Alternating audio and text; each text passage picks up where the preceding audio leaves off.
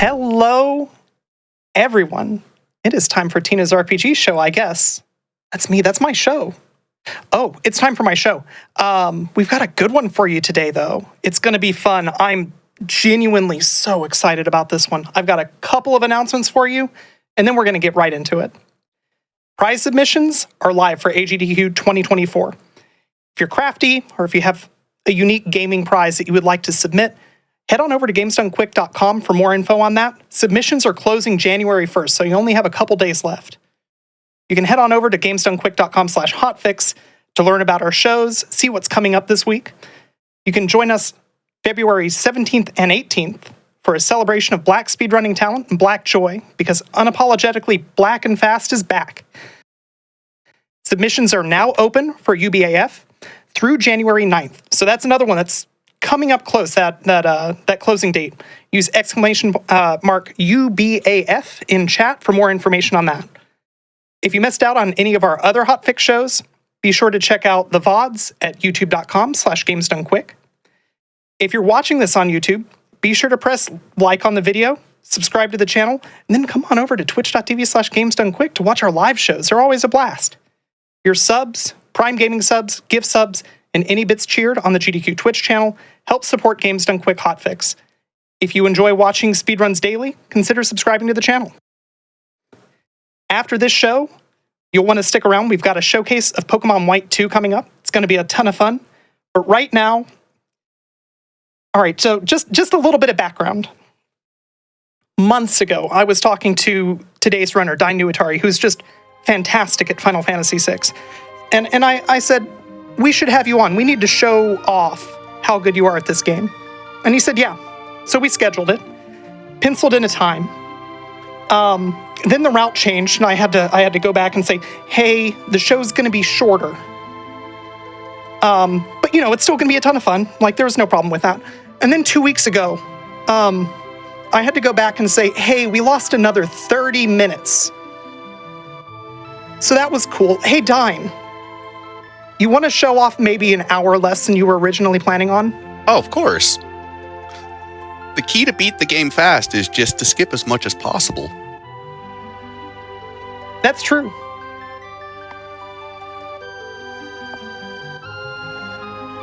All right, the spotlight's yours, my friend. Thank you very much. Everyone, let's give a giant round of applause for Tina, putting on these amazing shows, being able to show off runners like myself and many, many others. On comms today, I have two very good friends, Lion Musashi and Hatariku13.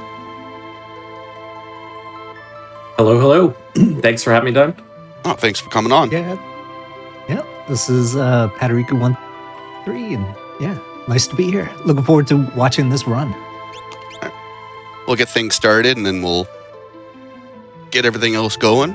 So 3, 2, 1, go. So if I did everything correctly off stream, this run does use a step route, most notably C244. There are a couple of other seeds that are prime.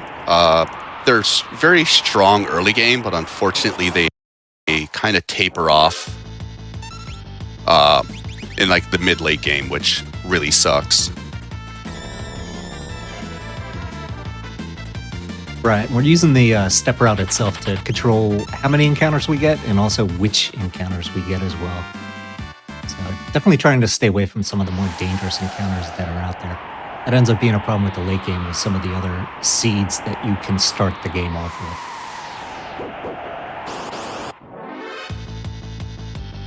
Get into Kefka's Tower and all of a sudden there's a handful of unrunnables that you smack into. Definitely something to avoid. So.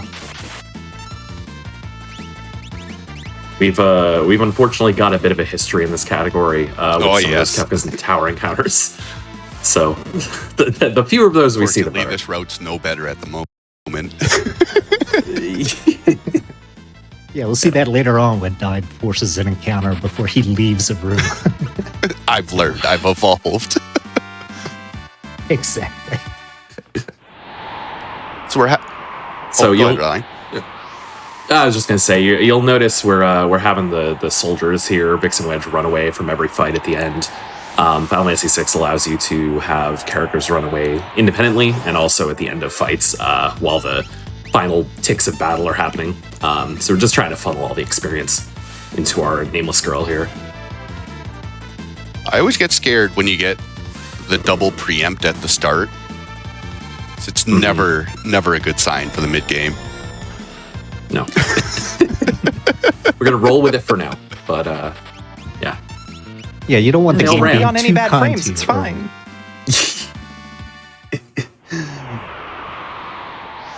So having the 2 soldiers run away does get question mark roll to level 5, which is pretty important because in 6 you don't naturally gain stats outside of HP and MP.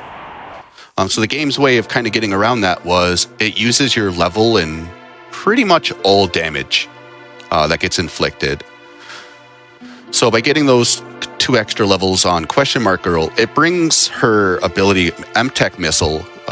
It gives it an extra 50 or 60, which doesn't really sound like a lot, but for this boss that sometimes we barely kill, 60 is a lot of HP.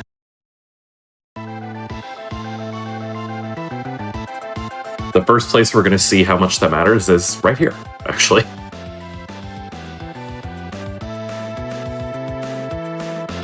Yeah, this is the first of a handful of scripted fights we had throughout this run as well.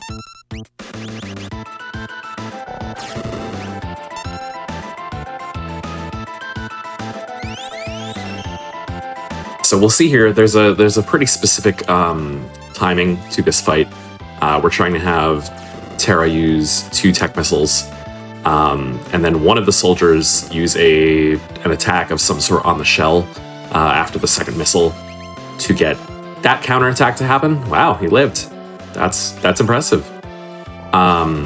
What that serves to do is by attacking the shell and having a counter, you're triggering a counter cancel. So instead of retreating into the shell, the Megavolt action will happen and take its place. And so the shell retreat never happens. You get a 3rd missile, and your fight's done. Nice and I clean. didn't think I was going to get the kill with those damage rolls. They were all pretty yeah, the low. first ones were not great. So a little bit of history. This is the no sketch run. So this is beat the game as fast as possible using every glitch in the game except any new game plus type glitches and the 52 death glitch.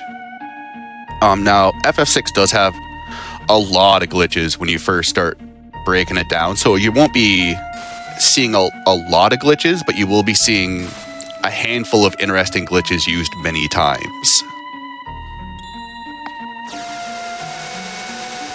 The first roughly 2.5 hours of the run, kind of sadly, will play out the same as like an any percent glitch list, except for a couple of circumstances. It's really until we get after the cranes fight and the game finally becomes open world that a lot of the fun, interesting stuff is going to happen.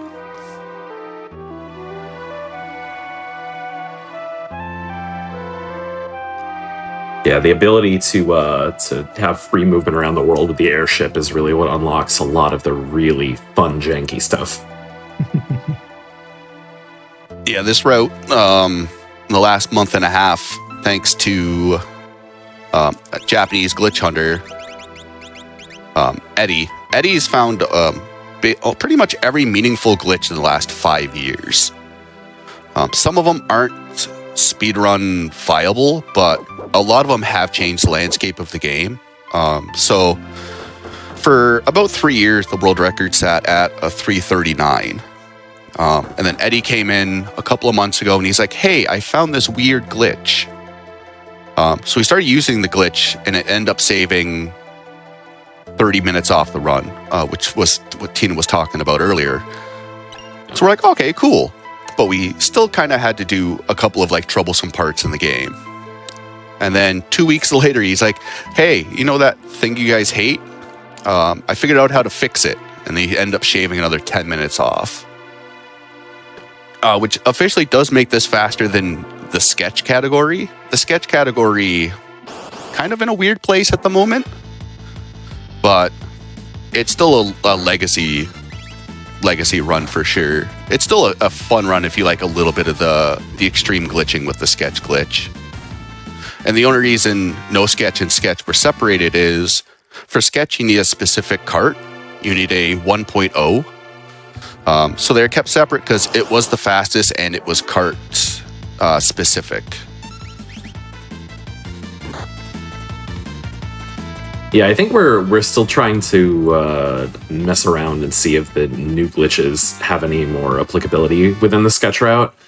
I know Nirm and a couple other wizards of the Final Fantasy VI history have been trying to apply it in different ways, but we haven't yet found anything that's like super good.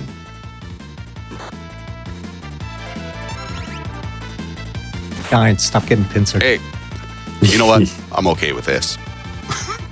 All right, fair enough. I'm living my best life in the middle of a minefield.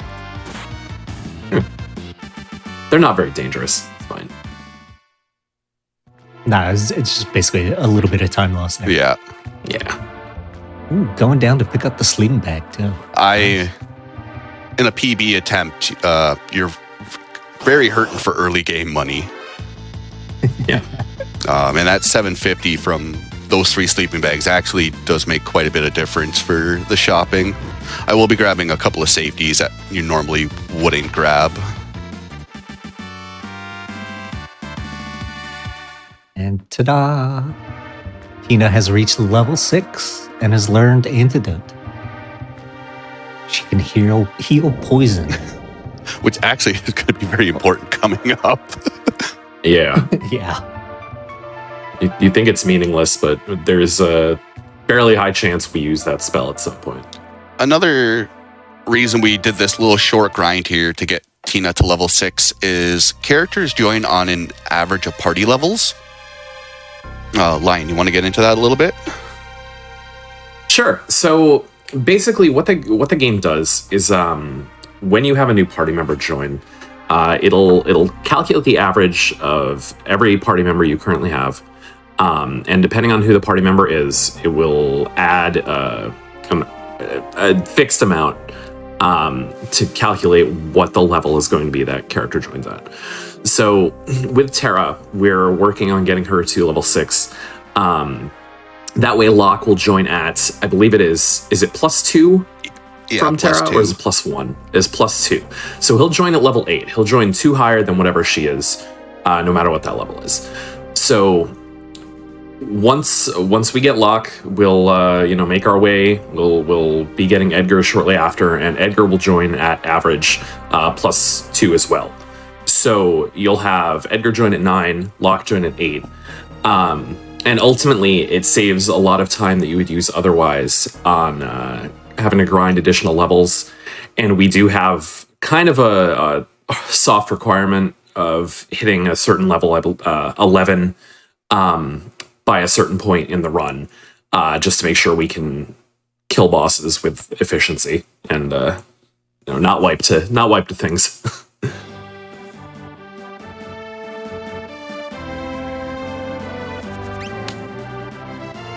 Sabin is also +2, thankfully. Yeah, Sabin and Edgar end up being a very, very big amount of our damage for a long time in this run. So getting them going as early as possible is rather important. I don't know if there's any characters that's +1.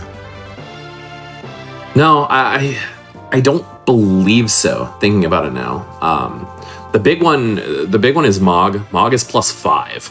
So whenever you get Mog, he joins at a much higher level than the rest of your party typically. And it's noticeable. During a casual playthrough, it's really nice because you can get him as soon as before the sealed cave, and he is a powerhouse. You need to do a little bit of work with him to get dances typically if you're going to use him at that point. But he's real strong.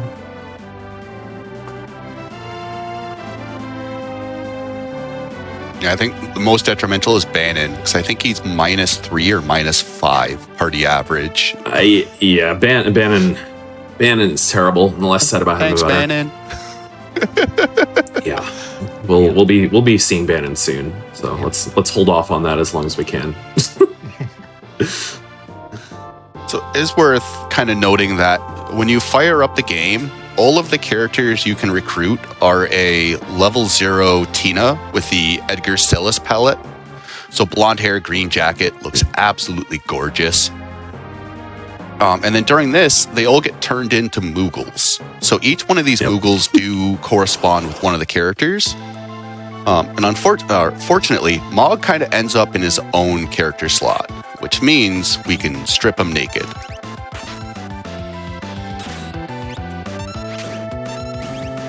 Sure, you want to do that on stream? We got filters, right? It's fine. Yeah.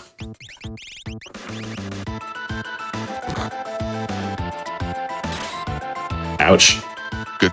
So yeah, we'll grab that shield off of him. That's a lot of money as well. Ah! Oh, Of course, I don't get damage rolled. oh no. So, Trying to get the that's fight funny. off him as well. Yeah. Yeah, funny enough, that's kind of an optimal fight timing. But because you figured it wouldn't happen, we didn't get the pike. So I played the odds, and the odds bit me in the butt. it's fine. You're just using auto crossbow anyway. Right. The worst though is when you crit on the marshal and the fight just ends immediately, and you're like, "Wait a second, I don't have anything. I don't even have the shield. What's going on here?" No, if it's really odd, but if that happens in a PB attempt and you didn't like preemptively take off gear, which you typically wouldn't, it ends up being a reset. Because getting to the later parts with the money deficit and the strength deficit is just it's annoying, and you just save the 13 minutes and start over. Yeah, the Mithril Pike is quite a bit stronger than the Mithril Blade he has equipped. It's like 24, 25 attack stronger. Mm-hmm.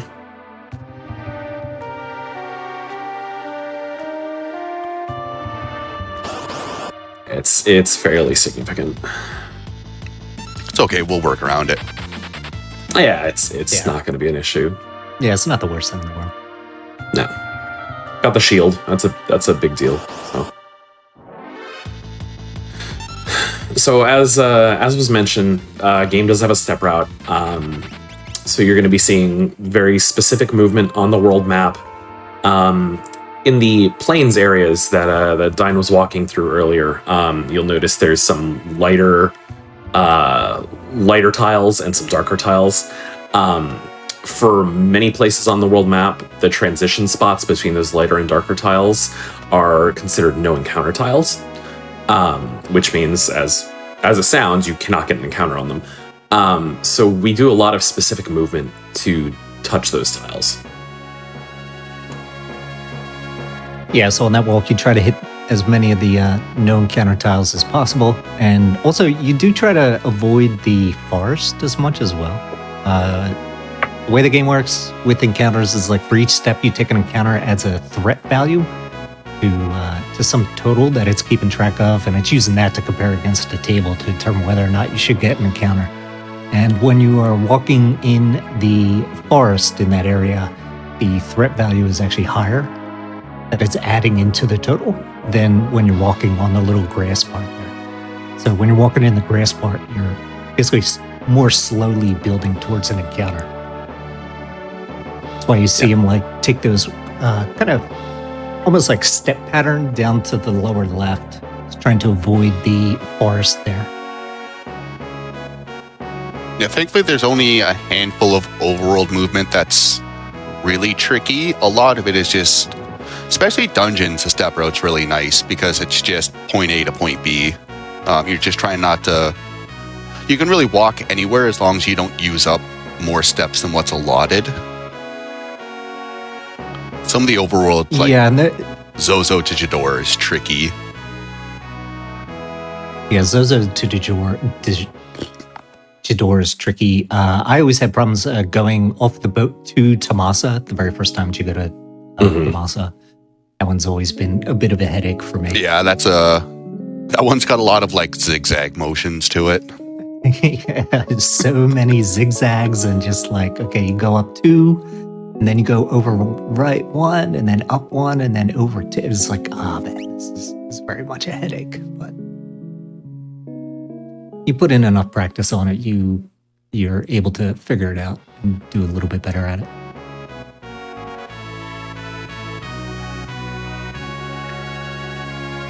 But yeah, It could just be there's definitely not anything like you see in FF5 where the SNES, where you're literally going into a room, doing a quick lap of 6 to 8 steps, and then going back into the previous room, and then coming before you're actually progressing.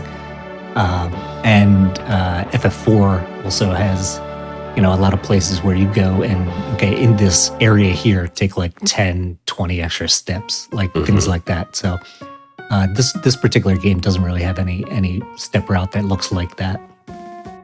It's also the fact that threat doesn't generate in friendly areas is really nice. It's also if you FF6, if you drop step route, like it's not.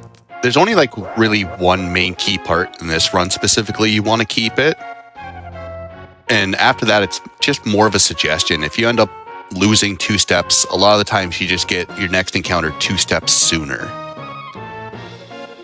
So it doesn't like destroy your run completely. You can kind of just, after you've run it for a little bit, you can be like, all right, I'm going to get the encounter here instead of there.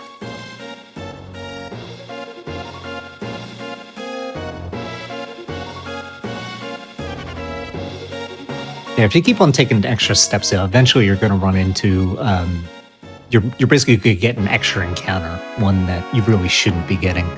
And depending on where that is and what happens after that, you might end up getting a much worse encounter. And then you get into Kefka Tower, and that's when you start running into, again, the unrunnables and some of the nasty stuff that you can find in there. Then you just get Meteor and you hit the reset button. But we won't be seeing that today. No, thankfully. I found out in one of my last runs, Fireball was not fractional damage from the fortresses. I don't know where I got that in my head. It's not. I was like, oh, we're safe. Snowball is fractional damage. Fireball is assuredly not. Oh, don't worry, we live this. 600 damage to a 200 HP party, and I was like, maybe we don't live this. That's the scary thing on the river. Those wyverns, if they stay alive long enough, they'll do that, and they'll just instantly wipe you. That was my strat when I was a young casual player. I was use the noise blaster on them, and they'll fireball themselves. It's great. Like, I don't have to do work this way. I like it when you guys attack yourselves, let alone me. Yeah. I know Bannon's got health, but he's still on a knife's edge. Yeah, the fewer risks we can take with Bannon, the better. Unfortunately, with this in the speedrun, the lower risk is put him in the back row and still hope no one hits him a lot. Don't get double tentacle. No crits either, please. Yeah. Well, at the very least, for Ultras, you can make sure he's 100% HP. Yeah. So He's just a heal bot. that part does make it a little... Yeah. We've talked about this a little bit before. I know I talked to B-Dude about it. The problem with doing the heal bot is that he's not defending. So if you're defending, you can sometimes survive the double tentacle. If you're not defending, you are donezo. I know that was one of the big things in like the Beyond Chaos randomizer, like them balancing, is Tentacle is deceptively strong under like average circumstances. And like, even though it is a kind of like a weak boss early in the game, like quote unquote early, it still hits pretty hard. You can see how strong Tentacle is later on when Guardian uses it. Like, we're just lucky that Ultros' stats are very low. Because it's like unblockable. I think it pierces defense. It's absurdly strong, actually. And it's categorized in with like some really strong spells, like S-Cross, and some others. The muscle memory to split is strong. I just keep adding zeros to my notes. Yeah, it's fine.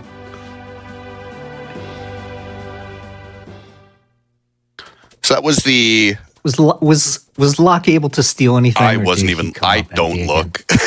I hit steal and I'm away with the fairies. Yeah. again? I just assume he never steals anything. If I get a tonic, I'm lucky.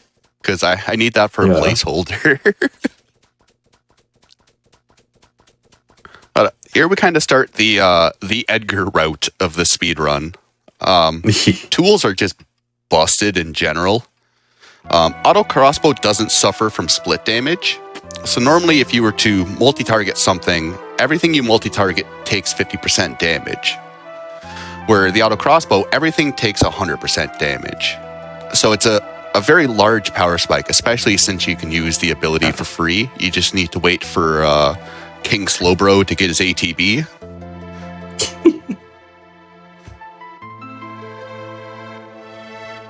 Definitely not the quickest character. No. I mean, slightly better than Bannon, but not that much. You can either get a potion or a tonic from the steal. Both of them, you can kind of go without stealing in that fight. If you're really going for the extra potion, it can come in handy.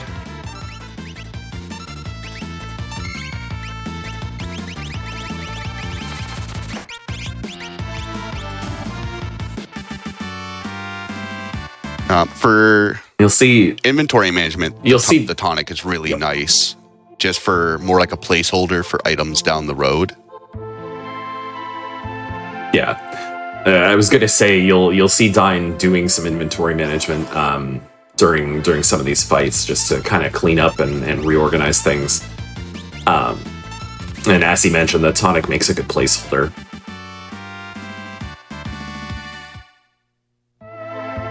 Yeah, and if you end up wondering why Dine has all of the world records for the SNES, then just take a close look at all of the inventory management that he's pulling off, and as quickly as he does it. And, understand that that's why a lot of us are like, well, I'm never coming close to the world record with this game. It's inventory management's just kind of like practicing any menu. It sucks to do, but once you get the hang of it, it saves so much time because it also ends up bleeding into making your relic equips a lot more consistent as well. So it does have more than one usefulness. It just kind of sucks there in battle of being like, all right, time to move this tonic around to slot 6 and then slot 9. Yeah.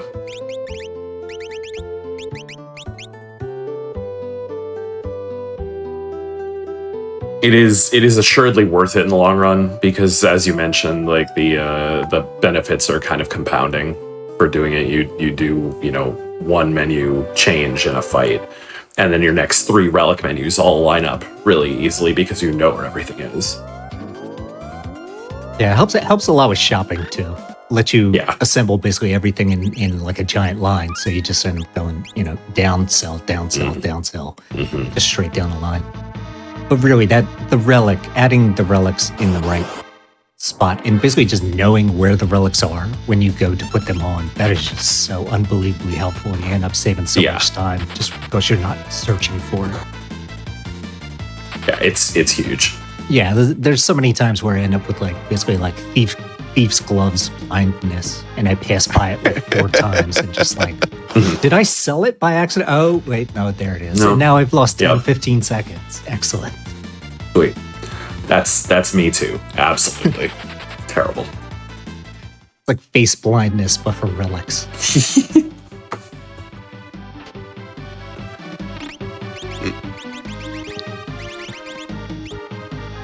I blame the safety save. Yes. See, your menu cursor wasn't where you're used to it being. Right. That's how strong the muscle memory is.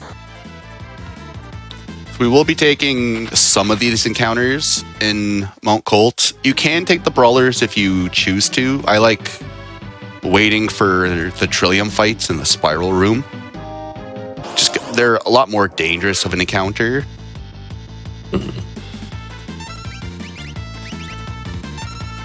Yeah, we pretty specifically don't want to take fights until we get that Atlas Armlet on Edgar, because it buffs up the strength of auto crossbow to be able to one-shot the Serpius here, and just makes a lot of the fights a lot more streamlined. So now that we've got it, we can kind of go on about our business. We do want to hit some certain level milestones here. With Edgar, it's 10, Locke 9, and Terra 8.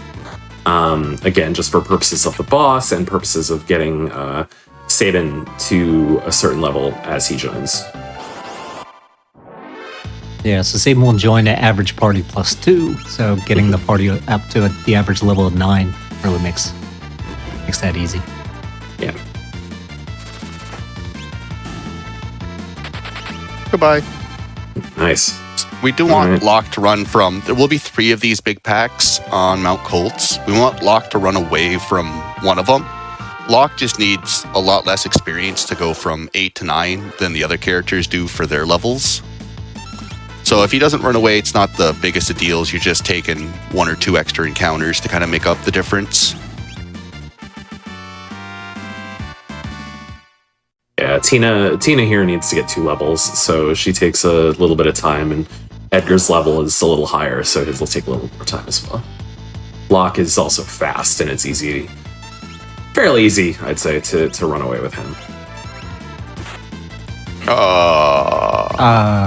Okay. What? Okay. Well, that's some poor luck, is what that is.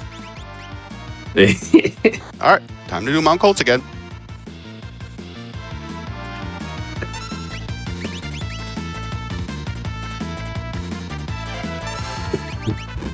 How many attacks? So now's a great time to ask. In terms of how punishing this game is, like how much is there in terms of backup strategies, things along those lines? Obviously, this is not something that you would expect to see in a normal run. This is a no reset sort of thing.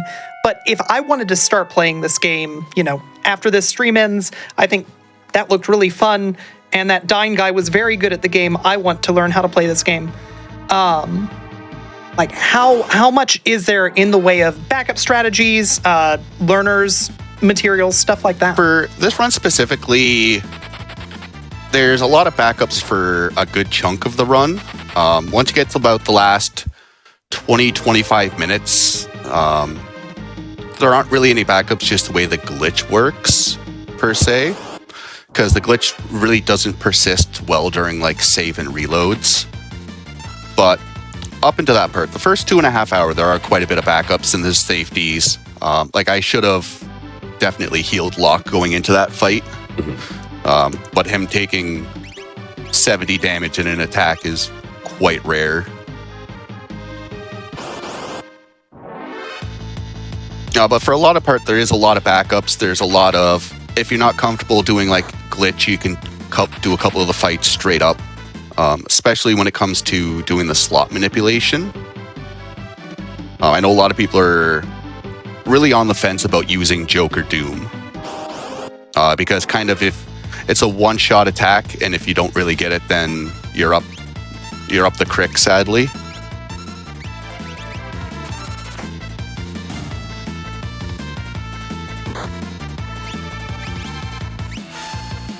Yeah, it can be a little scary and daunting, and the backup method for it is probably even worse. So a lot of it with the glitch too is a lot of the heavy glitches we'll be using in the last half hour is also kind of a black box to a lot of us.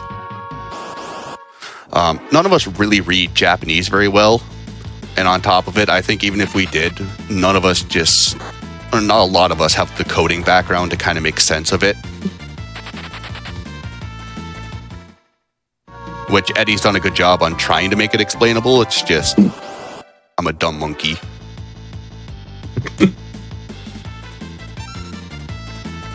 Some of the stuff in this near the end is very funky, and it's also fairly new for a lot of us. So it's still kind of a matter of seeing how it all works out. Locke ran away, right?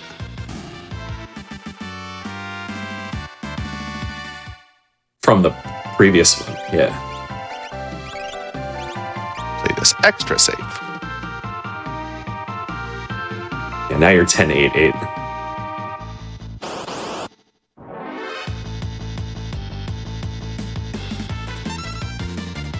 No!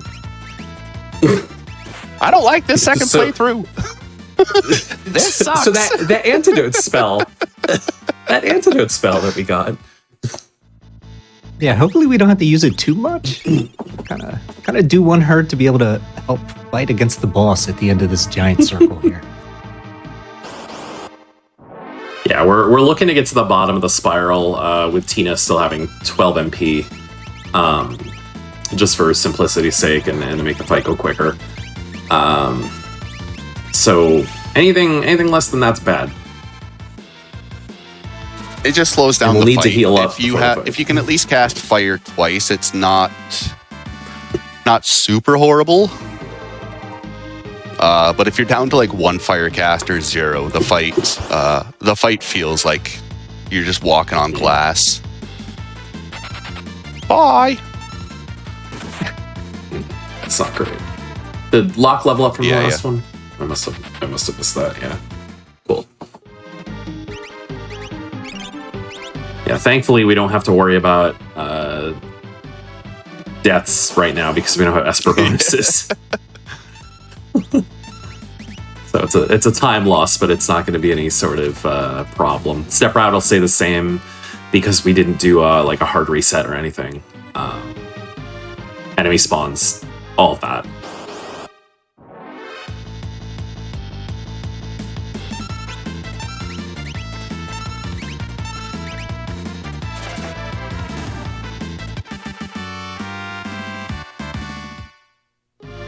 A little bit of extra money. Yeah, can't complain about that. Oh, and you got, there you go, 12 MP. So right on the nose.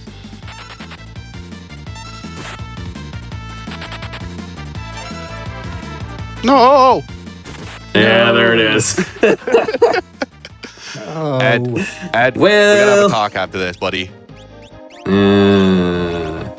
We're yeah, you're okay. We're gonna have a talk after this, buddy. You gotta speed it up a little there. We've got 2 fires, which isn't the worst thing. We can at least get rid of the IPOs. So this, we're just looking to auto crossbow, single target fire, and then Locke is gonna kind of do a little bit of chip damage to the other one that doesn't get fired. Just because fire hits a lot harder than auto crossbow will. The game heavily favors magic in the damage formula, which does play a fair bit, but we will be tapering it off for more powerful abilities later on. So Vargas here, Vargas has 11,000 HP. We're only looking to do, I think it's like 980 something, 930 something. Oh, Yeah, it's just shy of 1,000, I think. and that flags Sabin to end up showing up. Funny enough, Sabin's the only character where his special ability isn't given to him upon name creation. So if you can do some funny glitching with the airship, you can have Sabin never learn the Blitz command if you just never do Mount Colts. Or you can recruit a Moogle that has Blitz, and you can Moogleplex a train. That's the real dream. That's the real aspirations in life.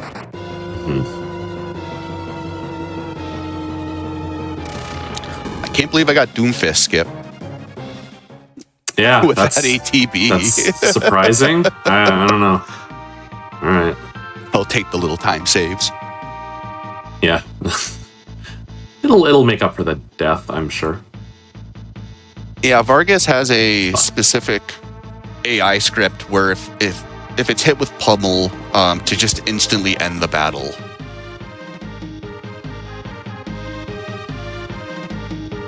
So that 11,000 HP pool is just gone.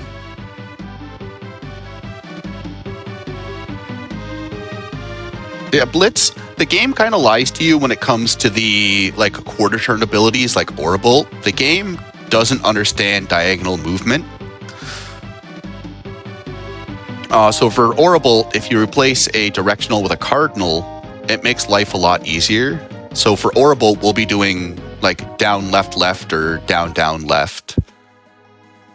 Same thing works for like Fire Dance, Air Blade, or Bum Rush. Just replace a diagonal with a cardinal, and blitzes end up becoming a lot easier.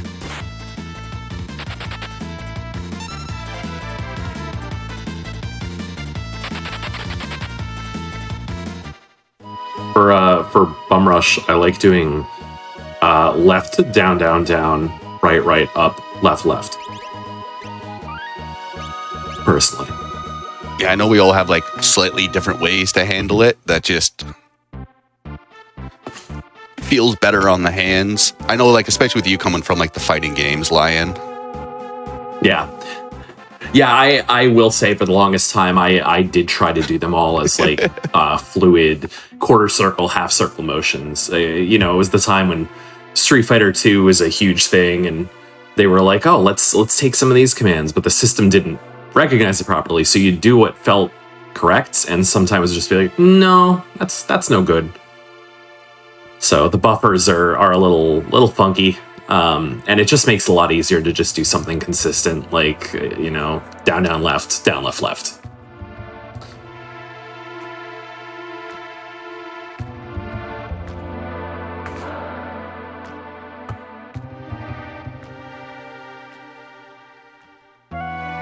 But yeah, it'll accept basically any order that still hits a cardinal that would be used in the diagonal for that direction. So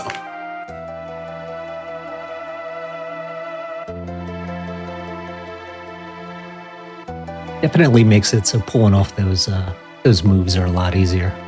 I was running into a lot of problems when I was trying to do them as the half circle and the quarter circle turns.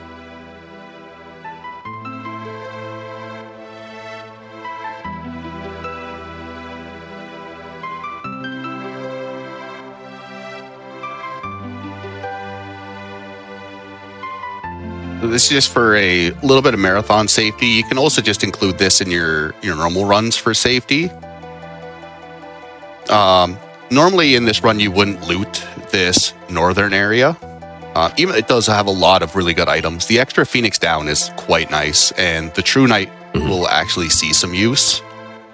White Cape is just an absorbent amount of money. It's 2,500 GP, which for the early game, the money route's pretty tight. And grabbing that item frees it up, especially if you don't end up getting a black belt drop. yeah.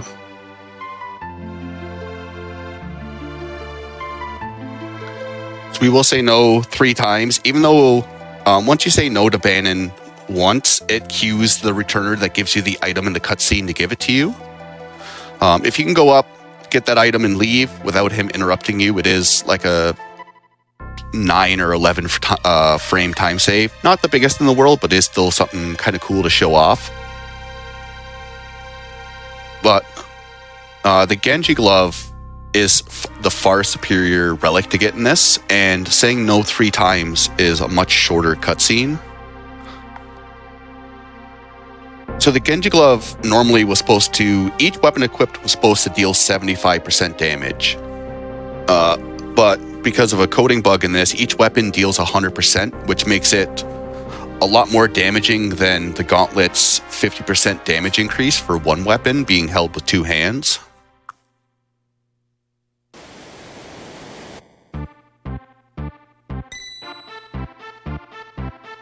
Yeah, the Gauntlet should actually be a pretty decent relic, but it just doesn't work in this version. So other versions of the game, we do use it. Especially during this segment specifically. But here it's just... So Dine's going to do a save and reset here, and then I believe another reset to advance his game to the correct seed. So combining this reset along with a little bit of movement we're going to do when we come back into this room, we're going to manipulate the river encounters. So by waiting until that NPC moves onto the like wooden floor there, we're going to make it so we only get the first 2 random encounters here, and every other one will be skipped. So if you're unlucky in a casual playthrough or just general play, you can get up to 9 encounters on the river, and that's obviously a massive time loss. So the fewer get here, the better. And the second one we'll need to take with Edgar for him to get a bunch of experience. Yeah, this one's not actually random, I don't think. I think this one's a forced encounter. But yeah, the other one is... so basically what the game's doing is checking the NPC value. And there's like this table that correlates with whether or not you're going to get an encounter on that specific NPC value. As you go through the river, it'll check it. If it's supposed to get a fight, it'll drop you into a fight. If it doesn't, then it'll just let you pass. When you see the game kind of hesitate a few times as it's like approaching an area, that's where one of those checks is actually happening. I think on the second part, as you come out of the cave, it's a little bit easier to see. And then also right before Ultras as well. But so you can see like that's actually where the game is considering like, wait a second, am I supposed to give this person an encounter or not? Makes the decision and moves on. There is a giant chain that you can get where you could skip every encounter on this, except for the forced one, but it is kind of nowhere near the seed that we are, or the NPC value that you would need. You'd just end up losing a bunch of time waiting for that specific NPC value, rather than just going ahead and moving into the trigger once the guard is on the carpet. One quick note for anyone who's picking up one of these categories for Super Nintendo. Any category that uses those resets, you'll want to make another save on either after you're done with them or at the save point that Dine just used before Ultros. As a death on the river without having saved after the resets will mess up the seed manipulation and just kind of kill it. So you'd have to restart unless you make an extra save.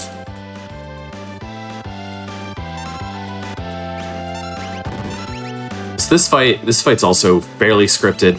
As long as the first round of attacks comes in fast enough and in the right order, we're going to be counter-canceling Ultros. So we skip out on the Tentacle. We just get an Ink attack on Terra. Most of our damage is going to be coming from Aura Bolts. We have Edgar equipped with that Genji Glove that we just got, so he's going to be dealing out a good amount of damage. It would be more if we had gotten the Mithril Pike, but it's not the end of the world. Terra's going to launch that fire there, I believe, and now we're going to get the Tentacle. So I want to say she's... No, she got... No, Ultra not should quite. go down Okay. from this. Yeah. Yeah, okay. So that's a pretty good fight still. Nice and quick. You didn't have the danger of Bannon possibly getting involved. Yeah, I thought that fire, I was probably pretty close to the kill. I thought that fire was going to push me over. You know what it was? It's because you don't have the Yeah. Mithril Pike. It actually is because of that. Go figure. So, still, good fight. Yeah, Terra dying there isn't really a problem either. I don't think, do any of the bosses in this game actually give you experience or even ability points? They give... Yeah, they do give you ability points, but definitely no experience. Yeah. And the money kind of varies. And Ultros gives you 1, 2, 3, or 4 GP as a reward, depending on which time you fight them, you know? So the first time you fight them, it's 1. The last time you fight them, it's 4. And kind of goes like that. Very generous. So our favorite segment is coming up, the 3 scenarios. We'll make this stop into the little shack here and pick up everyone's favorite ninja.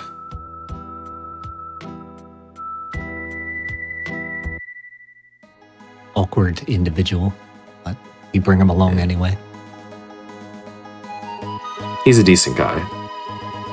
He is. He's just really awkward. He is I awkward. hear that the He's Grim got his own Reaper is a agenda. step behind me when I'm just Well, meeting up with the you know. dude. It's like, hey, I just met you. Why don't you ease Right. into that?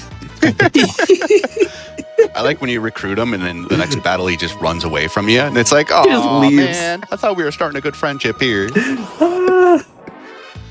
I think the rules on Shadow leaving are the same as Gao returning from the Veld. I believe it has to be a normal, like, standard encounter, like not a back attack, not a pincer attack, not a side attack. And then it rolls for, I think it's a 1 in 16th chance that he can leave at the end of a fight. Yeah. So if you're really unlucky, it will just happen right away. And honestly, in most cases, if you're playing casually and you've got him and he just does that, you're probably better off just resetting because it's kind of bad, especially if you gave him any gear, because he just keeps it. He keeps it to like the end of the world of balance. It's like, I'll see you later. All right, thanks, buddy. I think my favorite thing with Sabin, and I didn't realize this till I actually played the PR version, but if you take him to the opera and you come out of like the first cutscene, and I think it's like once you actually get a hold of Locke and you go back to talk to the maestro or whatever before the fights, the maestro's like, oh yeah, your buddy was here, but he left. He didn't want to wait around for an opera. It's like, oh, all right. Thanks, Shadow. Just kind of leaving during a free concert. Yeah. Oh, man.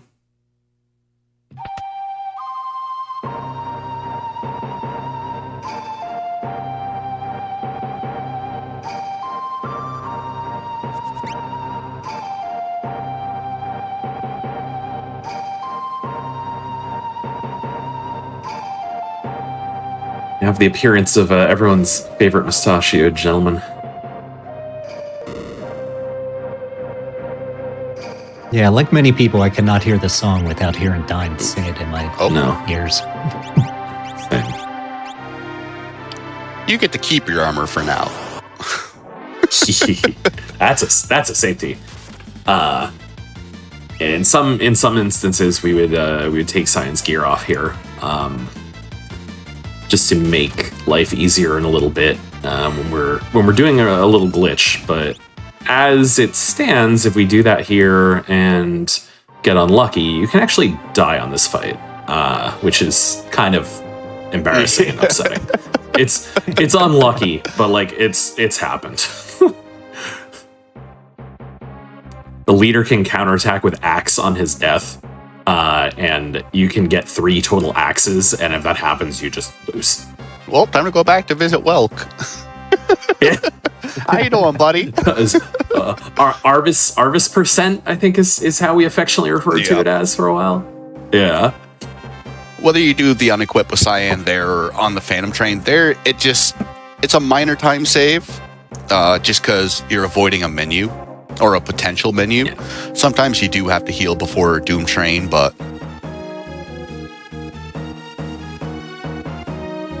yeah, the train is kind of RNG swingy, depending on how the encounters treat you. Typically, you won't need to unless you got really unlucky, but again, stranger things have occurred, and you really don't want to go into that fight with like 1 live character at like 50 HP. It's not good. I mean, you can just don't be upset if you don't make it through it. Exactly.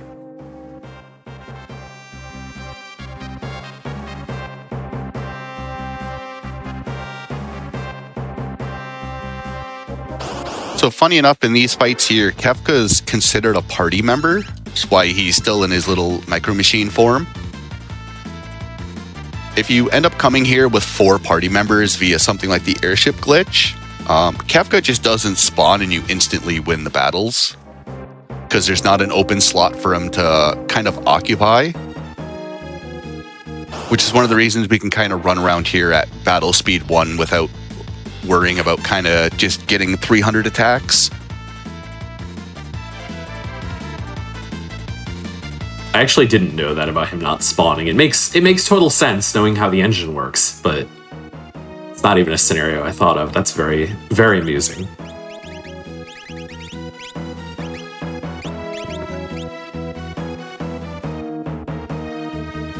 Quick equip. We want Saban to be a little bit tankier, but Shadow still needs to be able to hit things. So, see if the RNG is in your favor today. I got the air lancet. Don't even need it. That's true. You won't need it. Don't Yep. even need it, yeah. Beautiful. Yeah, if you skip looting the northern returners. Oh, Okay. okay. Yeah. Thank you, Interceptor. God bless puppers. Nice. That's the good counter Yeah. too. Yeah. If you don't end up looting that northern returners, once Shadow kills one of the two front soldiers, it's really a 66% chance Saban hits one of the back, but it's also a 33% chance he just ore bolts one of the soldiers. And Shadow doesn't have anything meaningful to make up the damage. So you just kind of put him in defense mode, and you got to wait around an extra turn for Saban to kill the extra soldiers. Yeah, it's always depressing because you're just sitting there watching the timer. Yeah. And, you're just like, here we go, just losing all this time, waiting and waiting. Looting the returners is, especially the northern area, is a very nice safety. It gives you a lot of extra money. It gives you a couple of extra throwable items for this section in case things go bad. Does give you the True Knight, which will protect characters at low HP, which has specifically one use. But if you don't have any extra Phoenix Downs, then your run just kind of randomly dies to a 1 in 16 chance. Yeah. So it's We'll always loot that room in certain categories. So in like glitchless, we will. But in this route, it's optional.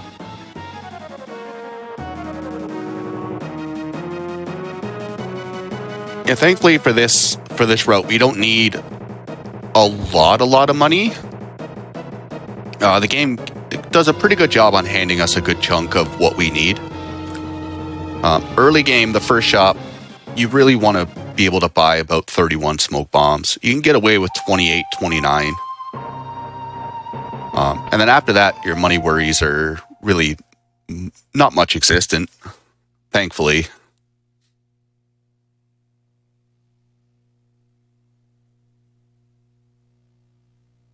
Yeah, the cash we get here doesn't have to carry us quite as far as it does in routes where we see more of the game. Yeah, especially glitchless where you really got to buy it all over the rods. Yeah. You're like, how much money do I have? Can I have more? You never have enough. We don't even see that shop here, so. Yeah. So one thing I always liked about schedule characters and espers, even though you don't need the money, you're just like, let me sell 300 sword breakers. Now look, I'm rich. just because you can do it. No other reason. Fantastic. So during these encounters here, Cyan will be AI controlled. He'll just kind of do what he wants. You're wanting him to attack because dispatch will take a little bit of extra time. He's also, I believe, considered having a black belt equipped, so he can counter. Countering is good because it's fast. But yeah, basically just physicals will take care of all these guys. The third fight coming up here, we'll have a big like Templar captain guy, and we'll need a little bit more damage on him. So we kind of wait and see what Cyan does here before we decide. Bad Cyan. That's basically the last thing we want him to do. Yeah. That's really unlucky. Again. It's not like the end of the world, but it's slow. You want him to attack the grunts. Like he'll attack a grunt, Shadow can attack a grunt, and then Saban can orbolt the cadet. When he just attacks the cadet, it's just like a wasted attack. So yeah, Mount Colt's Imperial Base, just for the reasons Lion described, and Phantom Train are three of the big like widely time swing splits you'll have. And then like you'll obviously still lose like 10-15 seconds in a split here and there, but it's not nearly as variable as the first about hour of the game, which is what a lot of runners will consider kind of like the jail, because you are looking to get, especially if you're going for like a very optimized time, you don't want anything over than like a 58:30 train in this category, or some runners will take like a 59 train.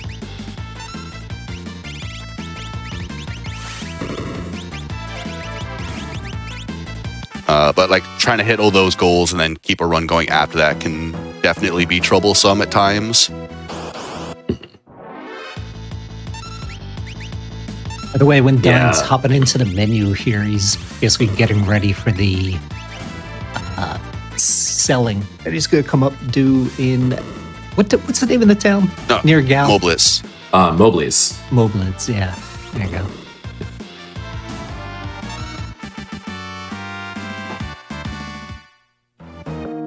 So we do have to stop into that town to grab the dried meat, which you use to recruit Gal. But yeah, so making sure that your inventory is all stacked up to be able to do that shop very quickly, save some time there.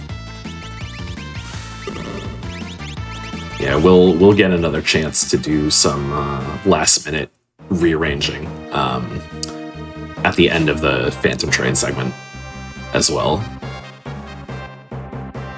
So getting it kind of in order now just makes that way easier and way quicker.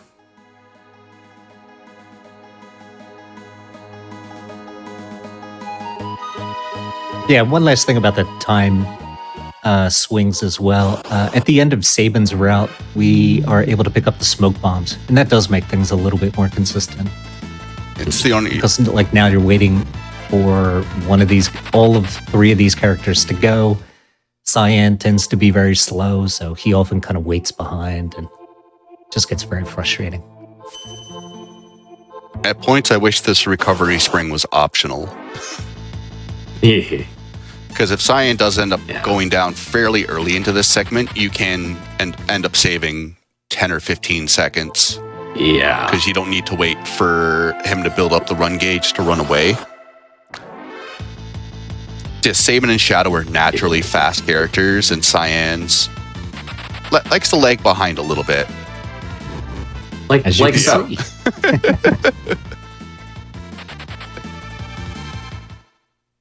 Yeah.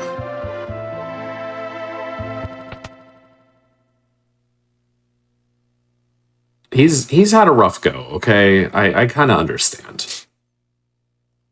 He's also the one wearing armor, too. Everyone else is just in, like, normal, like, street clothes. Well, I don't know if Shadow's in street clothes, but it's his version of street clothes. Oh. Yeah. Clearly it's aerodynamic, as opposed to what Cyan is wearing.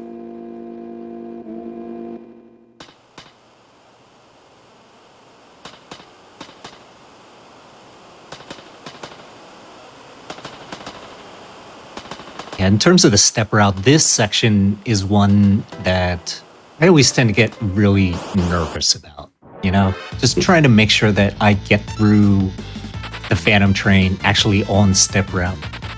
Because if you don't, it just messes up the next couple sections a lot. So, yeah, this is the one that is, especially after this room, right? Because you're going to see Dine taking a bunch of extra steps there. That forces this encounter. So you get this indoors, which prevents you from getting, I think it's like a triple bomb attack outside. Quadruple really whispers. An attack you're trying. Oh, man. Which is super slow. Right, yeah. So you're trying to stay away from those outside encounters as much as possible, really, unless it's a single bomb. And so you force that one there, and as from here until the end, you don't really have too many extra steps to play with. So this tends to be where I get a little nervous. Please. I don't believe you have Thank any, right? You have maybe one. You have one. One, right? Yeah, one single step. Oof. Yeah. But you have to force that encounter, so you don't really have a choice. Yeah. If you want to stay on route. And if you fall off route, the Velt becomes stupid. Yeah, it becomes a lot more troublesome, especially when you end up getting the triple bombs. Oh no, right. That's the biggest thing, because you'll get the encounter you don't want on the train, and then you'll get it again when you get to the Vel.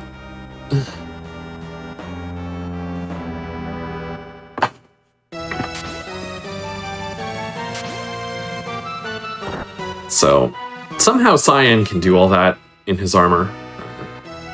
My man's been working out. He could do. He could. Yeah, he could do that. He just can't run away from a regular Right. very quickly. Different skill set and all. I get it.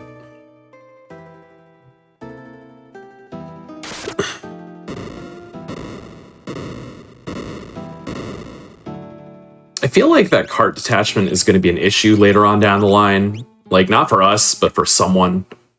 I've always kind of wondered. It's just disappear into the Half the night. people trying to go to the other side were just Yeah. like, get fricked.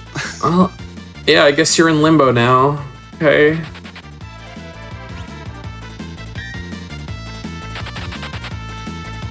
I was expecting Interceptor to show up.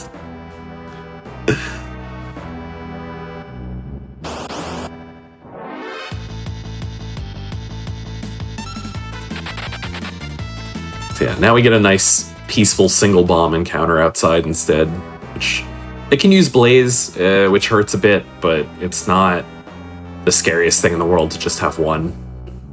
Also kind of helps they're just naturally slow enemies. Yeah. You can get back attacked by a bomb and have everyone run away before it gets to do anything. Or you can sometimes. get in a battle and it got instant ATB and just shows you what for. You can absolutely have that happen too. Yeah. The joys of the Phantom Train.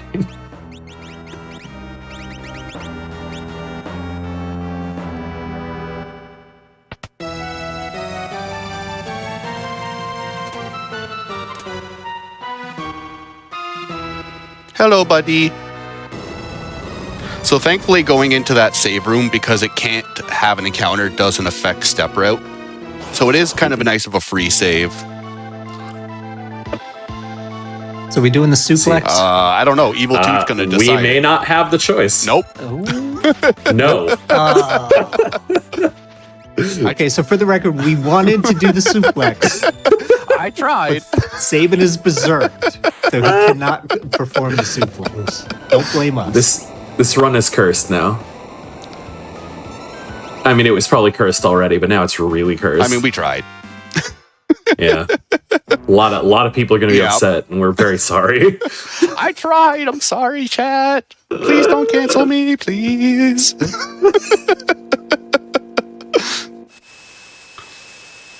If he was only a little faster with the ATB, we would have been okay.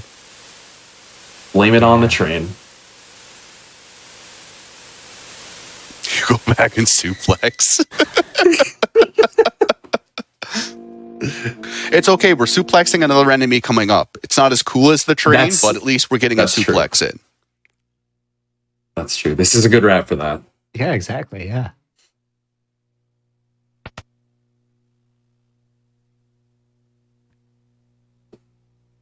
So there will be a wellness break coming up right after this cutscene. We will be taking a brief, I think it's 10-minute pause for stretching, one around, everyone filling up your water. Everyone can get your messages ready about how this run is not valid because of no suplex. Hey, just a quick thing. It's not 10 minutes. It's closer to 5 minutes. Dine's about to do a cheat. Dine's trying to make it so that nobody sees the big cheat coming up. Hey, look, congratulations, Brett Kefka's Tower. I don't know how that happened. Yeah. You can't hide that from the people, Don.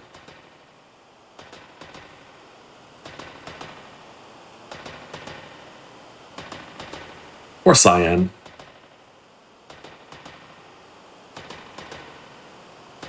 See his family one last time, and they're off to the afterlife. This poor man has gone through so much. And now we'll ignore him. Here we go. So this time is fixed. The game will, after a certain amount of time, eventually proceed on its own. So we have a free 15 seconds or so to do some inventory management here. And you'll see fades to black once we leave the menu. So, Oh yeah, we wanted a break.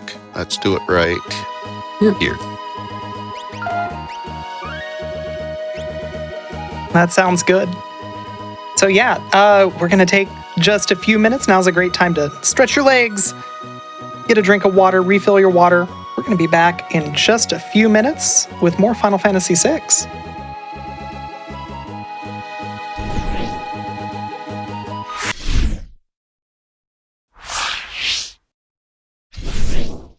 And we are back. I hope that you've all got a great beverage, you've stretched, you're ready for some more Final Fantasy VI. Just for anybody who's rolled in a little bit later, I'm going to go ahead and go through the announcements one more time, then we're going to get right back to it. Prize submissions are live for Awesome Games Done Quick 2024. If you're crafty or you have a unique gaming prize that you would like to submit, head on over to gamesdonequick.com for more info on that. Submissions close January 1st, so that's coming up real soon. You can also head on over to gamesdonequick.com/hotfix to learn about our shows and see what's coming up for any given week, this week included. Join us February 17th and 18th for a celebration of Black speedrunning talent and Black joy, because unapologetically Black and Fast is back. Submissions are open now for UBAF through January 9th. Use the command !UBAF in chat for more information. If you missed out on any of our other Hotfix shows, be sure to check out the VODs at youtube.com/gamesdonequick. If you're watching this on YouTube, be sure to hit the like button, subscribe to the channel, and then come on over to twitch.tv/gamesdonequick to catch our shows live. Your subs, your Prime Gaming subs, gift subs, and bits cheered on the GDQ Twitch channel help support Games Done Quick Hotfix. If you enjoy watching Speedruns daily, consider subscribing to the channel. There's been a ton of that so far, and thank you all so much. And then one final note, after this show, you're going to want to stick around because we've got a special showcase of Pokemon White 2 coming up right after it. But for now, we didn't suplex a train, but we did heal it, so that's kind of cool. Dine, I'm going to be real with you. I don't think the chat liked that. I don't think that they liked that you didn't suplex the train. I think they really wanted you to suplex it. I think we're going to have to try to win them back somehow.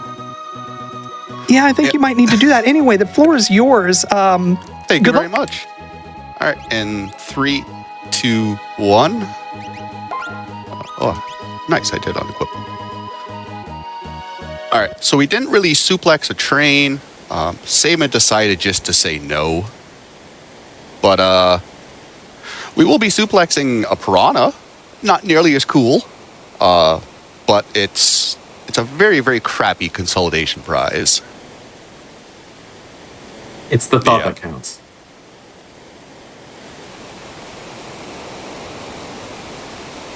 Saban just got really mad when he heard that whistle.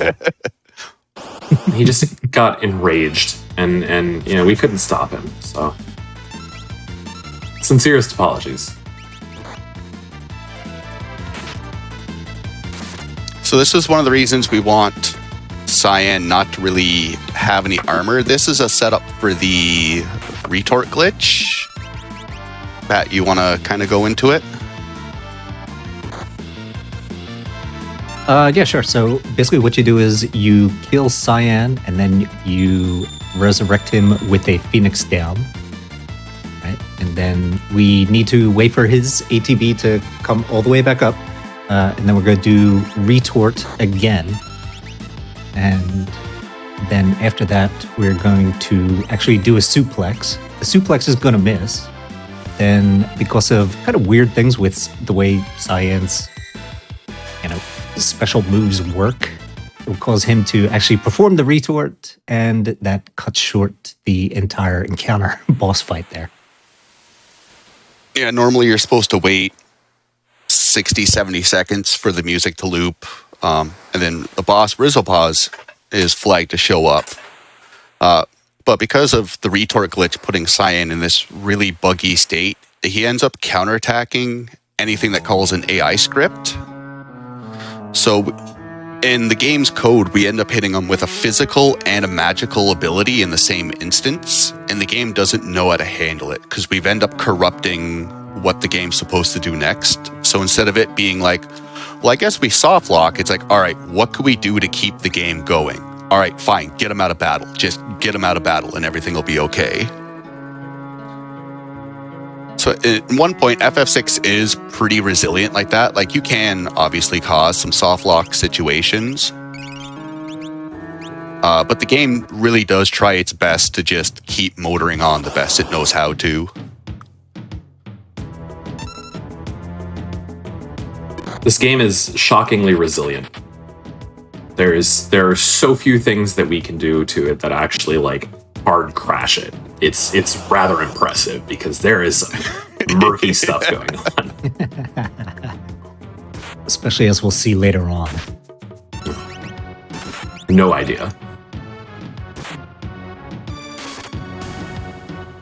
So unfortunately, So here we are on the Velt. Yeah, go ahead, Don. Oh no. Unfortunately, this attack is a pincer because it's the second encounter we did at the very, very beginning of the game. It is one of the minor downsides to the step route, but it's one very easy pincer over the large amounts of benefits it gives is a very toss and turn.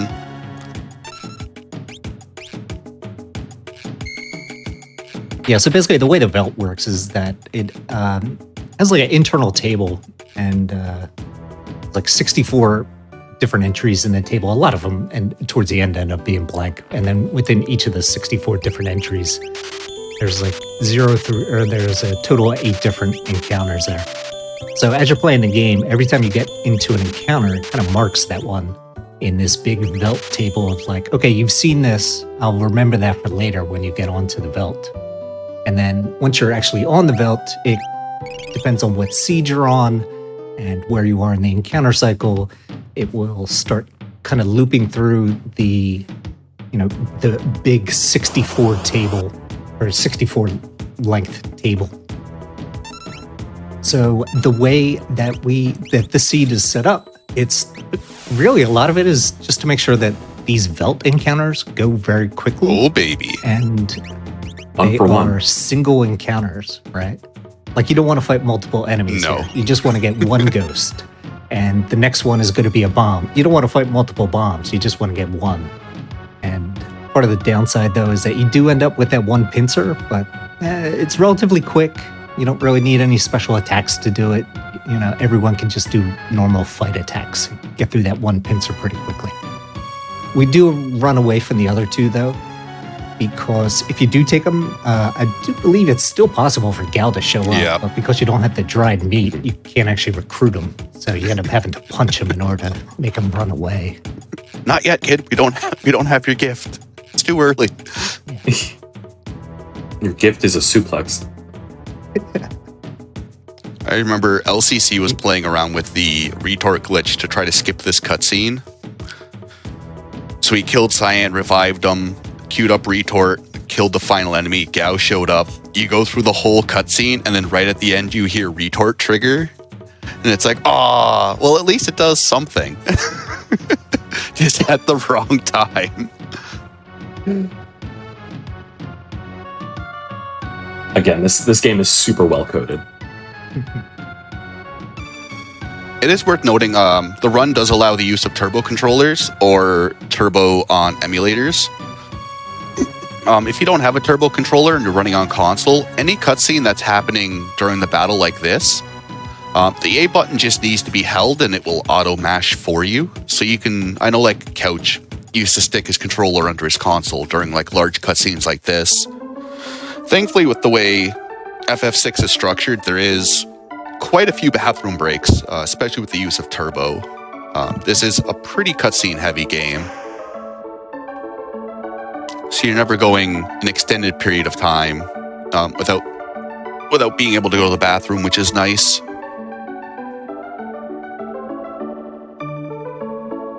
Yeah, this is usually a cutscene where at the very least I'm getting up to stretch my legs. But yeah, I do like this cutscene being, it is about an hour, 5 minutes into the game, Yeah. an hour, 10 minutes into the game. Yeah. You get a good couple of minutes with it. So, I think we alluded to it a little bit earlier, but that step route being so important was to get here, again, with those single encounters. So, if you had lost the step route at some point on the train or prior to that, or even after it, like there's an encounter you can get walking to the waterfall. Any of those encounters that you got that you didn't want to see, you are almost guaranteed to see on your Velt trip instead of the ones we want. So the triple grasshopper, the 4 whispers, the 3 bombs, things like that, they'll show up instead. So it's just compounding the fact that, you know, you made a mistake. Now you get to deal with it twice. Yeah, the grasshoppers are especially bad because they usually end up casting berserk on you.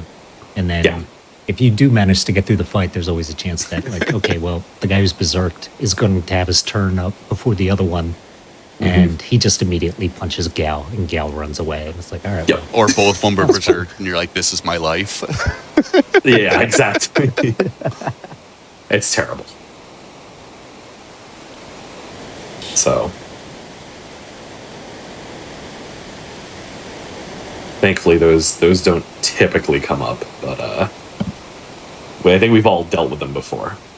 Yeah. Yeah, it's just that's the one encounter that makes me nervous about the train and getting through that on step. Absolutely. Route. Yeah.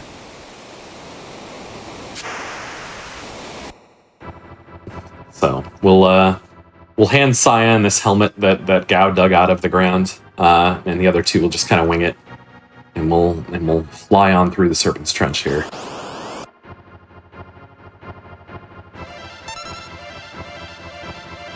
This first encounter can be one of 2 enemy packs. It can be a triple Action or a single Anguiform. The single Anguiform is troublesome for multiple reasons. If it's by itself, it has a 33% chance to cast Aqua Rake, which might not necessarily kill you in the one fight, but you also have to get through this fight before you can heal. Oh, baby. Ooh. And that can happen for this fight. That's fun. The fun thing about having a couple of really powerful party members is you can't really dictate who they attack. So even though Blitz is kind of the bee's knees, you can't really guarantee you're going to kill that little Action and just safely run away. Hitting the Aspic at all with any kind of damage is extremely scary because it has a 33% chance to use Gigavolt. Which will just nuke you from orbit. It does like 600-700 damage.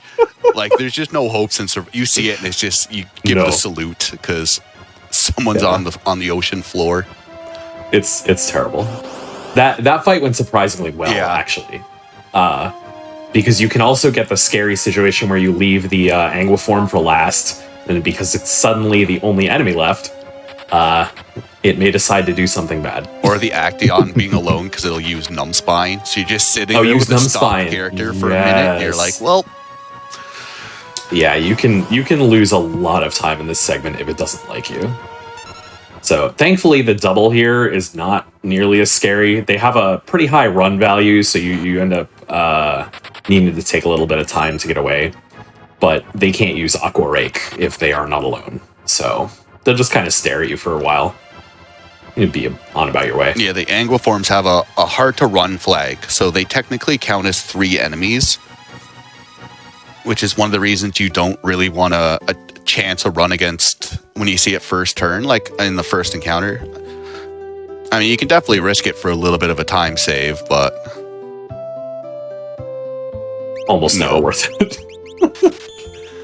Alright, so we're going to load up on smoke bombs. No more having to manually run. He just picking up the mithril pike. Yeah, there's the one we missed. This man also wants Mystic to chat. Quest was the best RPG because you can jump over NPCs. I'm just saying it now for that reason. I mean, it's ahead of its time. So, all right. Well, with that purchase, we'll wrap up Sabin scenario, take the boys, and sail on over to Figaro.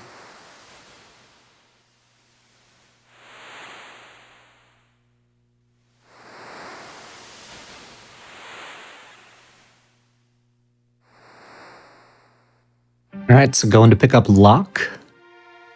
And we are going to skip, like 2/3 of his scenario? Yeah, Dine, how do you feel about South Figaro as a town? You know what? I wish they had more dungeons like this. Yeah, that's fair. So, I'm sure it's a lovely place. But All right, that was a little early, I guess. No, that man wants you to stay in town. Aha. Yeah. So if you go into the menu at just the right moment and then come out of the menu, he will basically clip it through that guy and let you kind of sneak out of town very quickly without doing really any of the dungeon or meeting Celis. In the previous no sketch route, we had a little bit of a side trip we had to take here. But ultimately now we can just leave. It is quite important. We will be recruiting Celis at some point, but it's very important that we don't recruit her early, or you can't finish the game. The only reason we need Celis is to make a cutscene happen, and it's a very important cutscene that we'll get to in a little bit. But for the most part, she's just going to stay her Moogle counterpart, Kutan. Getting the all-important Thunder Rod. Still got a couple more encounters in here. That Trilobiter encounter, the first two that Dine got, those ones always scare me too, because I think that one can also do numb spines. Poison. Or poison. There you go, yeah. So the poison. And then you end up running around and your HP goes down to 0 very quickly. Oh, baby. There's there you go. Nice. Well, it was late, thankfully. Right. There's a safety here where you can put Locke in the second slot as well, because the gold bear encounter, if you get pincered, if you move him to the second slot, he'll face the bear. If you don't, he'll have his back to the bear, and the bear can just one-shot you. But again, thankfully the poison happened late. Locke is pretty fast, and we'll get 1448, and we'll move on with our lives. Rods are broken in this game. Broken. Yeah. I don't know. I still don't know why they put such a powerful item this early. Granted, a lot of casual players, you're just going to end up looting, like, originally the tincture when you come here the first time anyways. But some of the weapon progression, because South Figaro Cave and Narsh Caves are the only two places in the game I know about where items kind of upgrade the more times you go through them.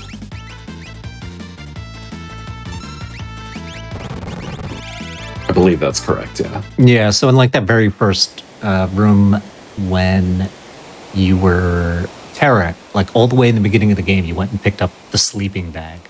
So like if you didn't pick that up then and you went through this time, I don't think it's a sleeping bag anymore. No. It becomes something else.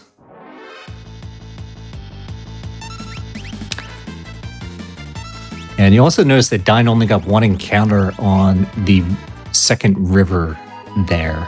So the way he did that was actually in the tunnel armor battle. So there's a dialogue box that pops up. And once you clear the dialogue box, like that's when the actual battle with tunnel armor begins. So again, because the number of encounters on the river are controlled by the NPC value, he's looking specifically for the screen to shake in a very specific and known manner. And by pressing A to clear the dialogue box at the right time, that kind of sets the NPC value at a good value to let him get through that second river scenario with only the one forced encounter. Otherwise, you can get 2 additional encounters there, and that's just pure time loss. Not only can you get additional encounters, but at least one of them is the Wyverns, and this segment works exactly as the previous river did. If Bannon goes down, you get a game over. Yeah. Still. So he always has that flag. So it can be kind of scary. You get a crit at a bad time. Especially because you can't heal in between the river battles. Mm-hmm. So. And yes, I forgot that Bannon is still in play here as like a, if you die, you game over. Until one time when I was I made it into the cave. He didn't have very much HP and he did get hit and then he died and I gamed over. Yeah. And I was like, wait, what? It's still in effect? I did not know that. It's that second room. You can get a pincer attack in that second room with the upgraded enemies, and they actually hurt, and they can easily end your game if you have bad luck.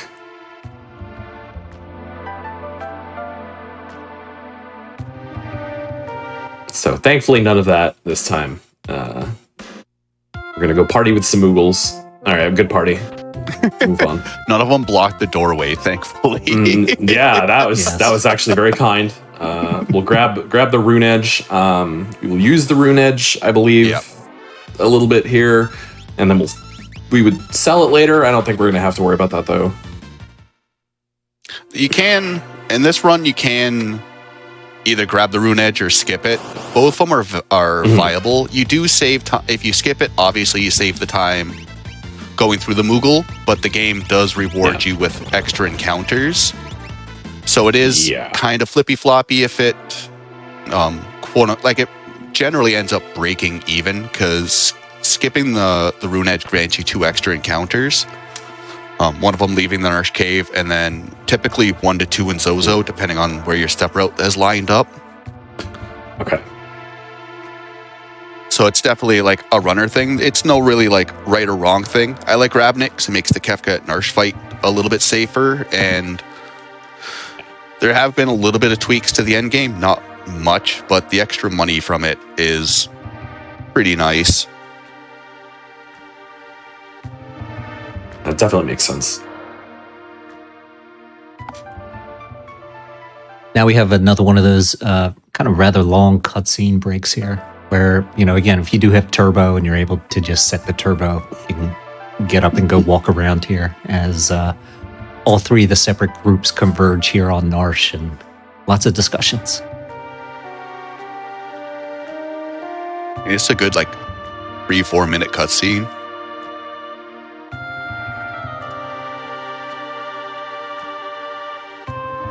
Bannon trying to convince the leaders of Narsh that they need their help. Narsh doesn't want to get involved. The whole time they've wanted to stay neutral, ultimately. I like how everyone's just having a serious conversation and Gao's like, Gao, Gao! Gao! Thank you for your contribution. Thank you, good sir. Everyone's favorite run ruiner. Unlike Locke, who's everyone's least favorite run ruiner. If he wasn't so fast, he'd be sitting on the airship with the rest of them. Also, it's General Kutan. It's not quite a suplex in a train, but it's our favorite General Moogle. Bring attention to the legend. Yeah, because Casellas is still in the basement of South Figaro. Yep. Here the game really kind of just forces you to have all the characters. Kefka at Narsh is flagged to start at the very beginning of the game. So it never expected you not to have these characters by the game's logic. So it's kind of nice where the game just kind of gives you those characters in one form or another.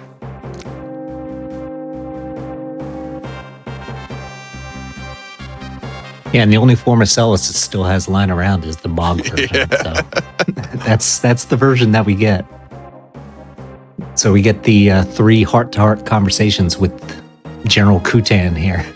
I like how they just all go horrible too. Everyone's like the one with Tara where she's like, hey, you can use magic. I can use magic too. And they're like, oh, that's cool. And Tara's like, have you loved anyone? And Celis is like, huh? Why are you asking me such silly questions? I do really enjoy these characters, but they're kind of awkward. Yeah. A lot of them are just a bit too awkward for me sometimes. And that one where Tara is just like, hey, do you have the capacity for love? It's just like, all right, is now the time to have that conversation, Tara?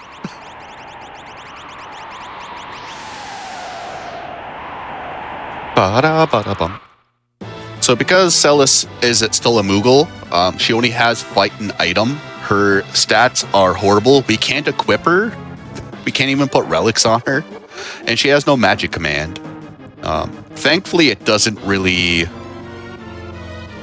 change on how you approach the speedrun.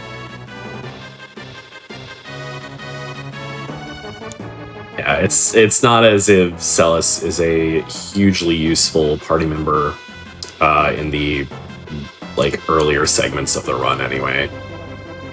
Most of this is still carried by the brothers Figaro. Doing some specific walking here to avoid any of these other encounters, letting us get to Kefka right away so we can end this entire section very quickly. See, we are not doing the I have thing. not practiced the thing. I don't blame you. It's very tight. So, let's hope he plays nice. I'm not liking that startup. I already don't like the No. start either. Ooh. We like Big the crit there. Nice. Yeah. Sabin can get this aura bolt. Nice. Yeah, I think you're good now. This fight can be kind of weird on timing. Kefka's kind of fast, and Kefka's third turn is very scary. So ideally, we need to defeat him before he gets that third turn. And we've got 2 scissors from Gao, and this aura bolt may be enough. Yeah, it should kill him. Yeah, There you go. ideal.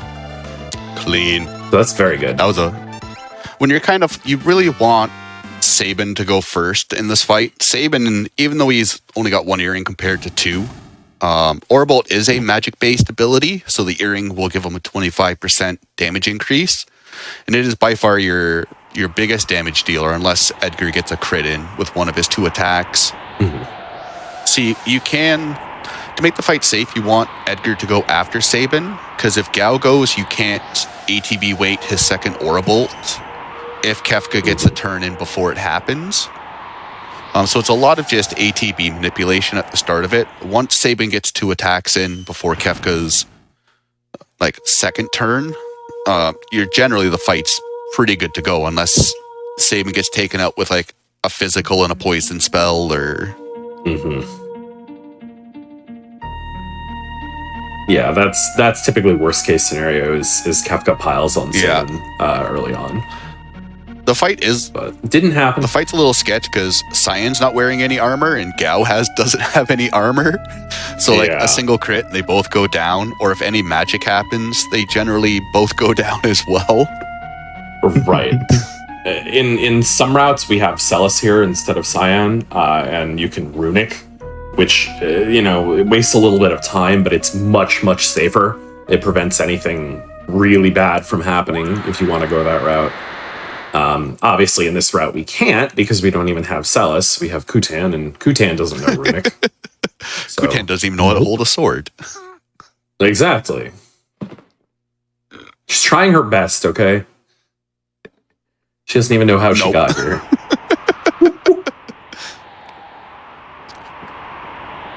Yeah, we only had the 1 earring on Sabin because the second one that Dine mentioned, that one we would pick up if you actually do lock scenario out of the 3 scenario piece. If you actually did the lock scenario as it was intended, we can, and we do in glitchless, slide over and pick up a second earring there. So usually for that Kefka fight in the glitchless speedrun, Sabin will have double earring there. Does a little bit extra damage.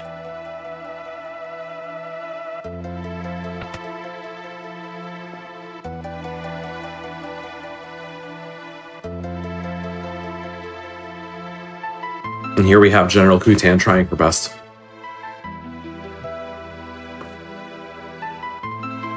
So we're going to put together a party and we're going to go after Terra.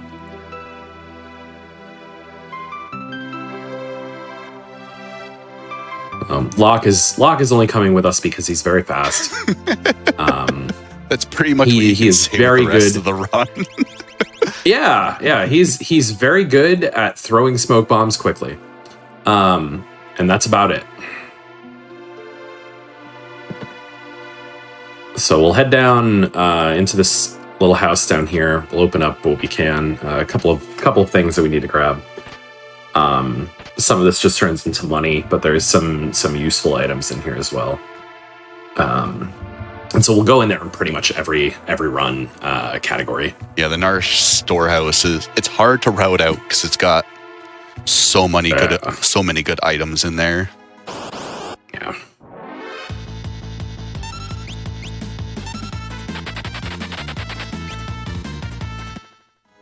So we do want Edgar as the party leader during this really until the next shop. If Edgar's your party leader in Figaro Castle or in Figaro Town, you end up getting a 50% discount.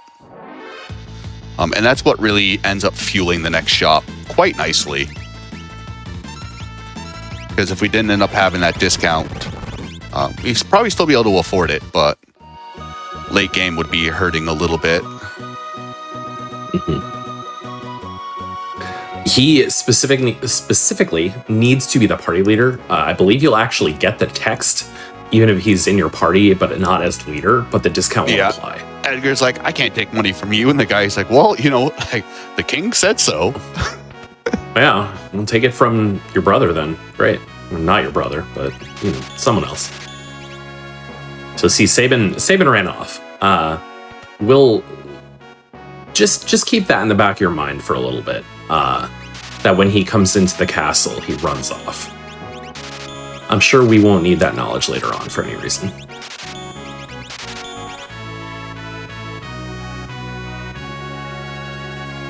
A little bit of extra.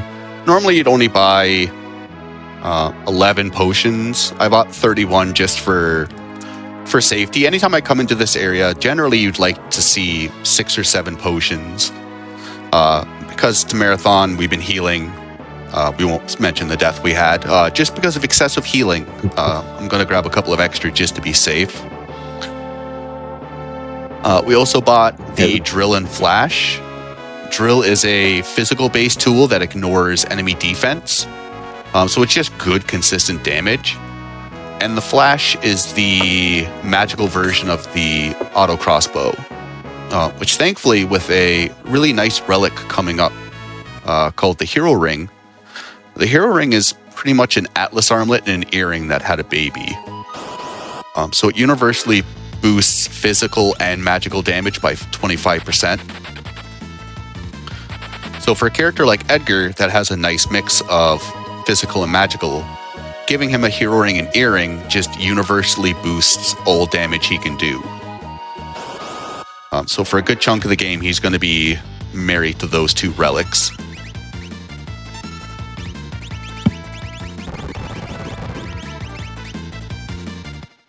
You'll probably notice here as well, Dine is doing some rather particular walking. This is another one of those world map segments with a lot of no encounter tiles. So the pathing is kind of specific, but it really helps out in the end. Yeah, it's not the most direct route, but because you take so many no encounter tiles, it's actually the route that has the fewest number of steps, technically, according to the game. Mm-hmm. I didn't know about half of these chocobo stables sitting in forests until I started speedrunning this. So I was like, oh man, we got to walk to the Hero Ring and walk all the way to Zozo. And then the first time I seen a speedrun, I was like, wait, they exist in there? Yeah. There's like 2 on the southern continent, I believe. There's that one. I don't recall if there's one outside Ikea. But I want to say there is. I think there's one in there's a chocobo stable in the far north of the town, I think. Yeah. Yeah, there are several that are not really practical, but they're there. So I don't know. It's kind of neat. Yeah, this one ends up being very helpful because it's just so close to the Hero Ring. That one is massive. It's so big. Oops. Whoopsie! Just you don't need those steps. It's fine.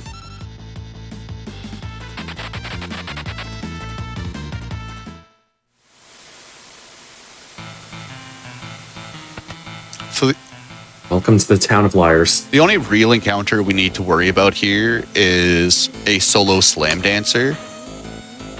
If a slam dancer is by itself, it has a 100% chance to cast a tier 2 elemental spell. Now, whether it's on the party or individual is just up to RNG. On Step Route, you generally see 2 of them, and they're never good times unless you got a preempt or a side attack. Then it's just a free run. Yeah, you can get back attacked by a slam dancer, and you have a good chance of just losing your run. It's rather miserable. Yeah. And here's our second one. And you're good to go. They're always scary though. Like, and there's nothing you can do to avoid them really.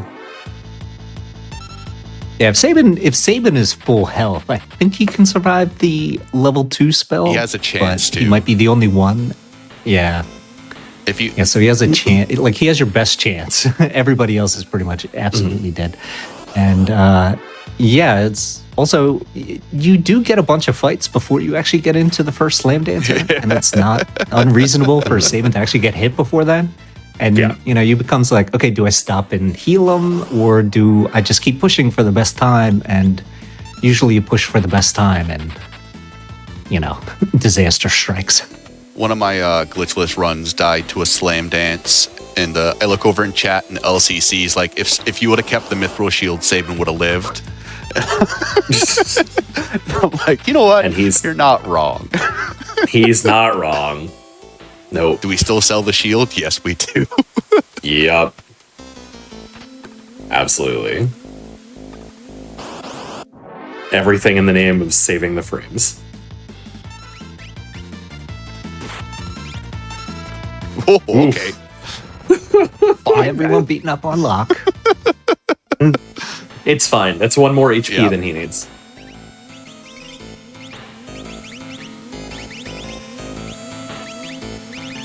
All right, so now we're going to do another of the cyan glitches. So very similar to what we did on Rizzo. And that can actually short circuit this fight. Get it over very quickly. So to do this, we have Lock Attack Cyan. I'm not liking this ATB lineup. I don't like it when data goes before. Yeah, he got a very early turn.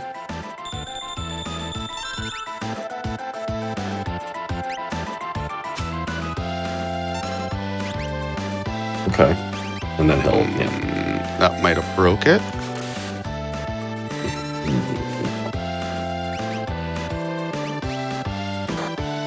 This breaks it.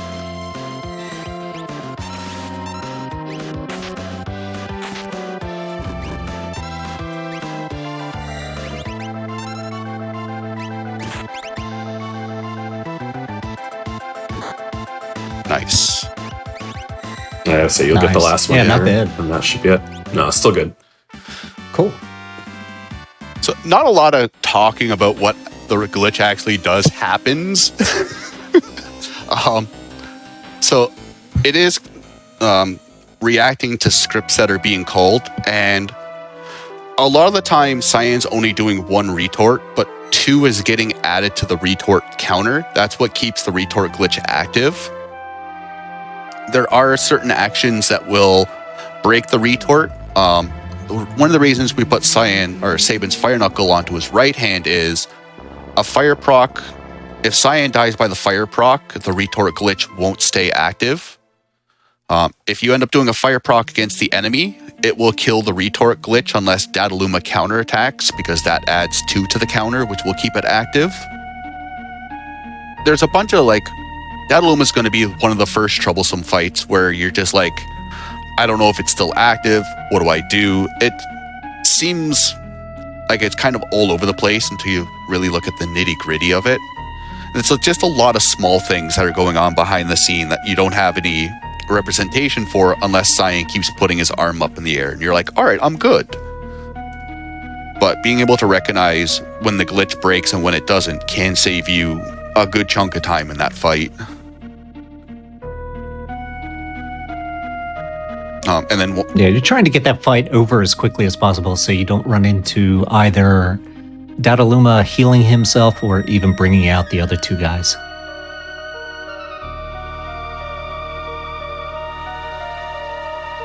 or the death animation. And he, yeah, exactly. Yeah, the death animation isn't fun either because then you have to sit for that. He has what, like about 3,000 HP, Yeah. or like a little bit less Little than that. north of So that. the three, so the three retort attacks plus Saban's attack is usually enough to do like the complete kill there.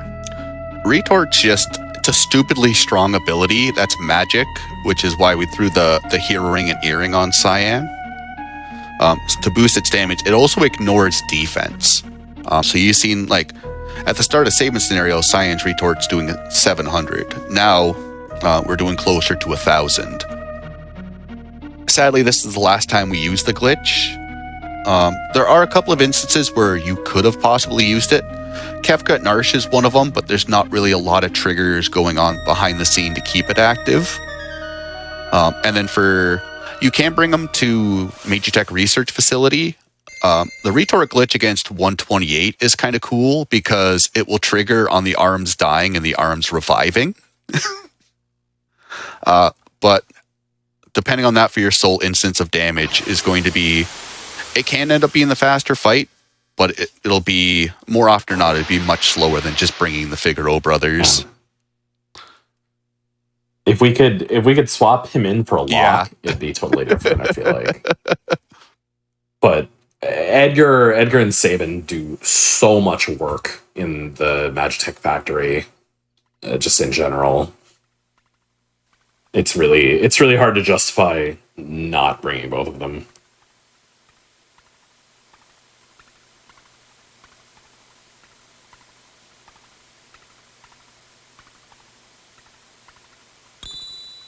So Ramu is Magicite now. Ramu is the trigger for moving on. I believe you don't actually have to get any of the other three if you don't want.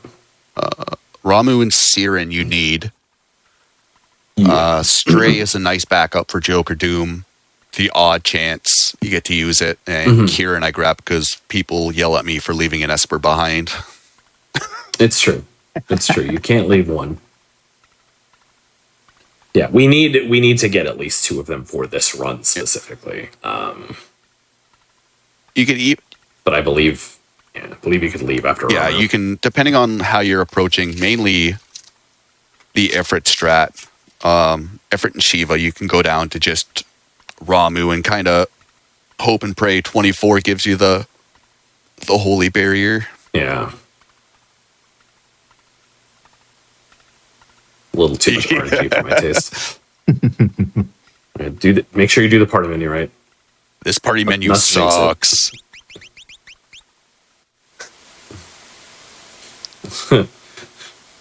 So if you don't do that party menu right, you get to take a nice long walk back to Narsh. And that's definitely never happened to anyone in marathon runs or in relay runs or anything like that before. No. Celis is still a Moogle.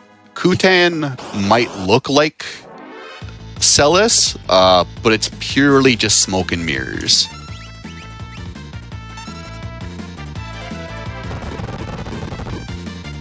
Still.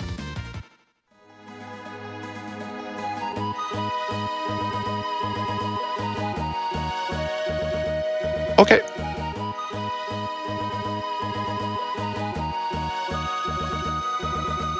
All right, more of this strange walking pattern to make sure that we keep on hitting all of the no encounter tiles.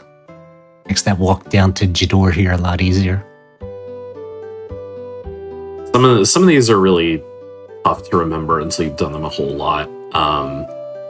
Or you could just be me and every time you run have maps up for a couple of troublesome walks because you don't remember them. For me, it got to the point where I was just like, okay, 10 steps down. So now Yeah. I do those walks extremely slowly because I'm literally Same. counting steps, 1, 2, 3, all the way up to 10. And then, okay, over 1, down, blah, blah, blah. That's how I have it written out in my notes. Is I have like 10 steps down, 1 step right, 2 steps down, 1 left, 1 down. Like, okay. Yeah. Eventually it'll sink in, but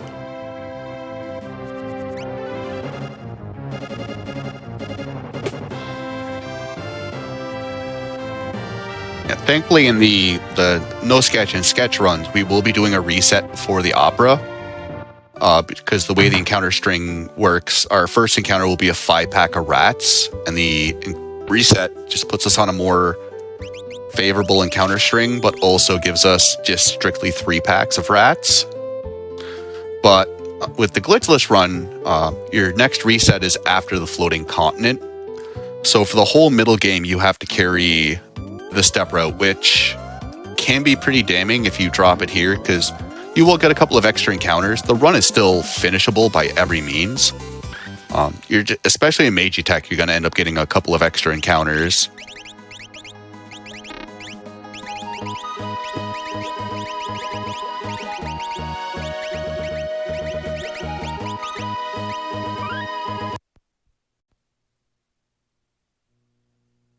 So sadly, you can't do the opera as a Moogle. The game is extremely strict that Celis sings in the opera. You can bring a glitch here and have Terra do the opera, but you end up soft locking halfway through it because it spawns an image of Celis at the top of the staircase and you can't progress. I'm not much of a code person, but I would be greatly interested to find out what like the Beyond Chaos or Worlds Collide community had to do to make it work with a bunch of random sprites. Because if you don't have, or like the game automatically gives you Opera Celis for this, and without it, it's like a kid in a sandbox just sits there and pouts.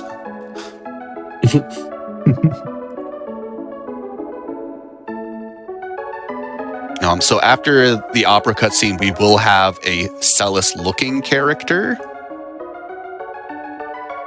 but it will still be Kutan, all effectively in like data form.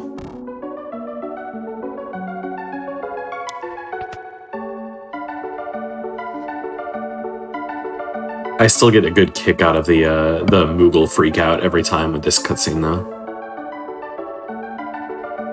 Before she runs into the room and suddenly turns into a human opera singer. But the part that I like about that is there's actually a guy on YouTube who's doing a series called like the animation of Final Fantasy games. So he's going through each of them. I think his next one actually should be Final Fantasy VI if it hasn't done it already. Nice. But yeah, so like for these games they have like a specific number of sprites for each of the characters. And it looks like for each of the characters, they gave him like an extra sprite to do some of those, basically emoting during like some of these cutscenes. So for Celis's extra sprite, it's like her doing an embarrassed face. But because Mog is there and Mog is the actual sprite, the Moogle is the actual sprite in that specific scene, it goes to the extra sprite section.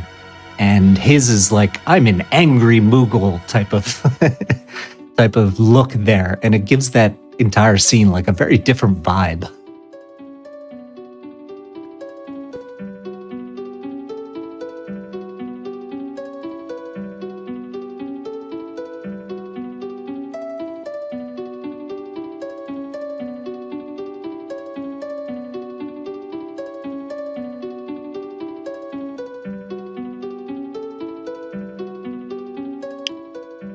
Dinah, you gotta sing the opera? No. Game does a really good job of doing that.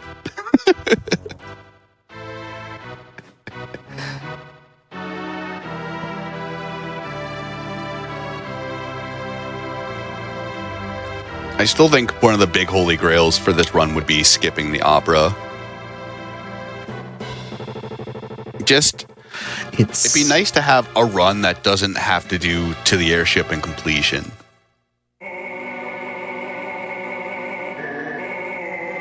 It is kind of like one of the nice things is if you learn one run up to cranes, you've effectively got your foot in the door very well for the other two main categories. Like especially if you start off with glitchless. Glitchless gives you probably the best footing into if you want to learn like no sketch or sketch. Just because in a glitchless run you're playing through the game like kind of as you're supposed to, so you've already gotten a lot of the mechanics and the step route and a lot of the equips already like under your muscle memory.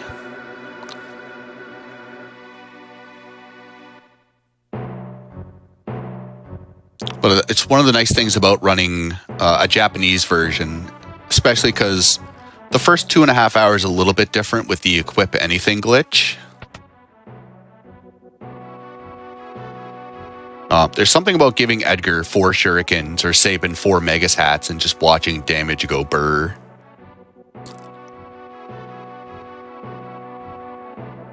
Some of the Japanese version glitches are just very, very entertaining. I remember back like 3 years ago, there was a Japanese runner for no sketch, Seagull. Seagull was a time capsule. I love this man. So he was going through like IAF taking like 1 damage everywhere. And I just popped in his chat and I was raging. And I'm like, I would have died 12 times. And he's like, maybe you should run the better version. And I was like, you know what? I can't argue with that. Touche. He was just going through IAF and like floating without a care in the world, sees ninjas, and he's like, eh. I see ninjas and I just start sweating nice. Profusely.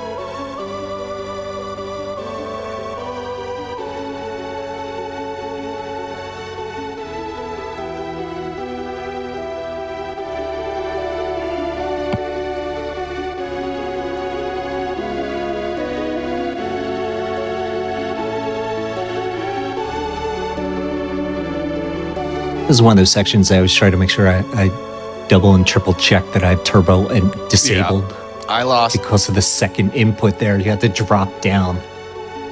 I lost a run to the Rizopause skip recently. I didn't realize it, but I had my X on turbo, and I couldn't realize why suplex kept failing. That was I was like, what? How did I just suddenly forget how to do suplex?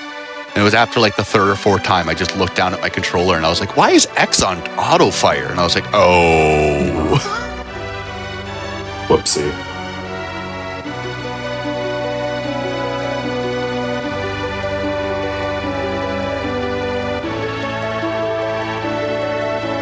But I know like for PR, I've definitely lost runs from having turbo on and not realize it.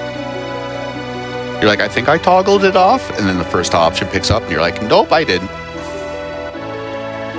It's actually kind of incredible. I think most of the PR runners have lost Opera to the Opera. Like, I don't know. It's weird.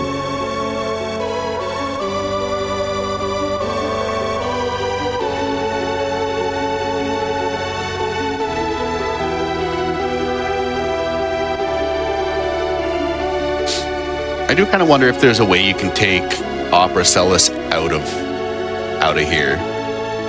I don't know how you'd go about that.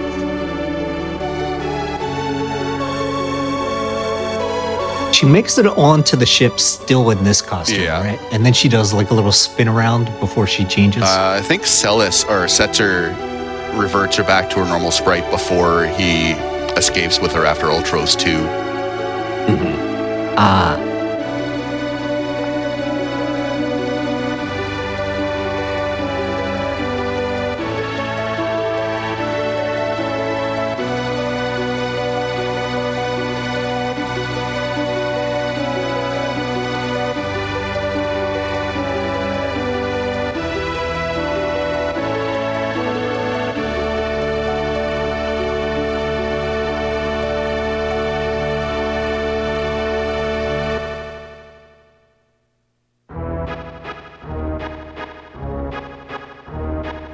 Oh, 1, 2, 3, 1, 2, 3, spin, spin, spin, spin.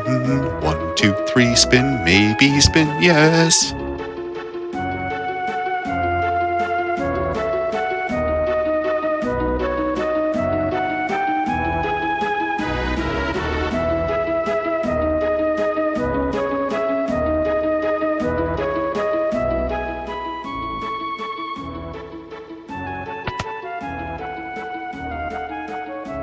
So our Moogle General has done a wonderful job. Thank you, Kutan. Locke is showing his appreciation.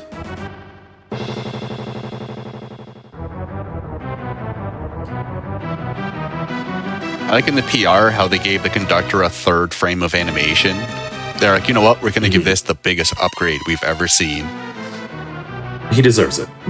50% more frames. All right. A conductor works hard.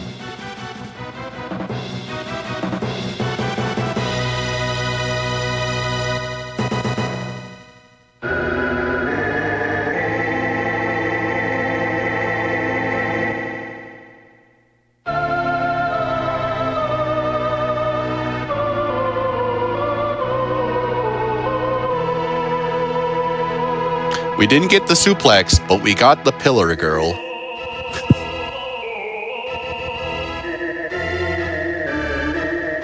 I think that's an RNG thing. I don't know if it's done by the NPC value or just global frame counter.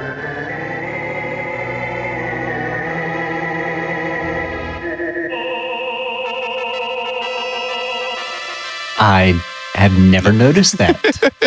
Did that only show up in no sketch No, or sketch? Anytime you do the opera in SNES, that has a chance to happen. Oh, wow. So if she's not in the pillar, where is she? Just like one step above? One or tile something? to the right. Oh. Even though it's a game-based cutscene, the characters can still be put in different spots.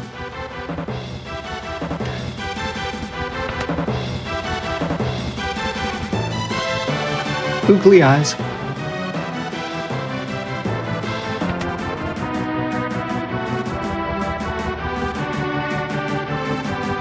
So one of the nice things is if your movement's pretty clean because we did a reset before coming in here, you can manipulate how the rats move. So generally you can get 3 of them pretty clean. You can take 4 if they happen to be in your way. But if we can get 3 and get to Ultros, that'll be good enough for our means at the moment. And this is where Edgar being level 11 is also kind of a long list of niceties. Is if you don't get Edgar to level 11 on the Let River, these gray rats have an infinitely higher chance to survive. At level 11, it's you get the lower 5 or 6 damage rolls and they'll live. But at level 10, even with Hero Ring and Earring, there's a good chance you're going to have to just keep doing another round of attacks.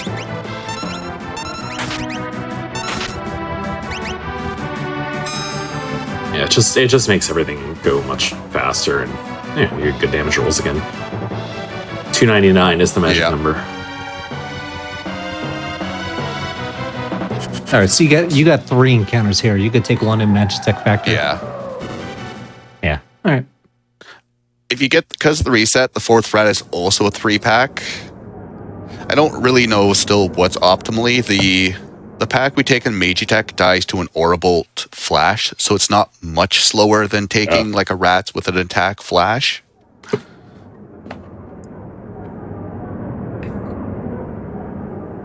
Kind of dealer's choice at that point, I think. I wouldn't escape here personally, with only 2 rats. I like... Yeah. Personally, I like the Magitech Factory fight a little bit better. It just feels faster, and I feel like less can go wrong. Yeah. Whereas with the rats, it's just oof. Like that fight can go really wrong. Yeah. Speaking of fights that can go wrong, so typically in a run we won't have too many issues with this fight, but this fight is a a huge pain, I feel like, casually. Where if you don't know how the fight works, you're in for a world of hurt. This Ultros can be annoying.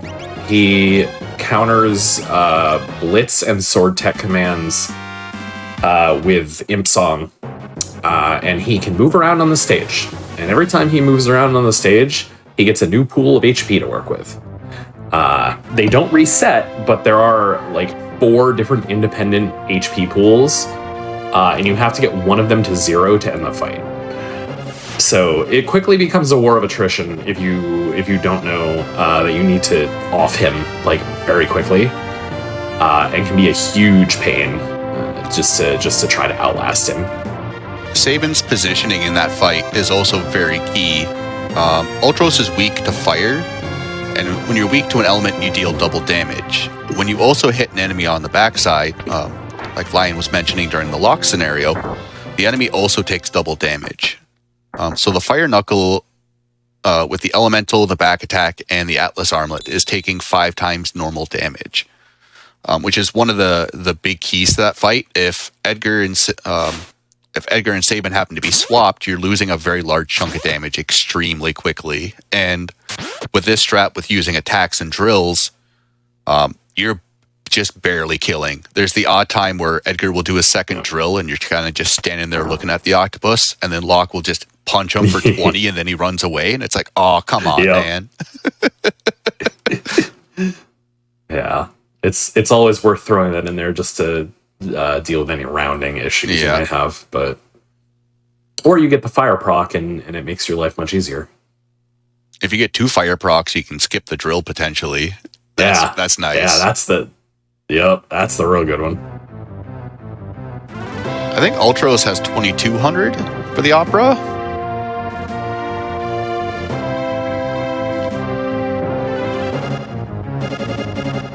Yeah, I don't remember offhand. I know it's like 2000-ish. I know he dies or not. So, yeah, exactly.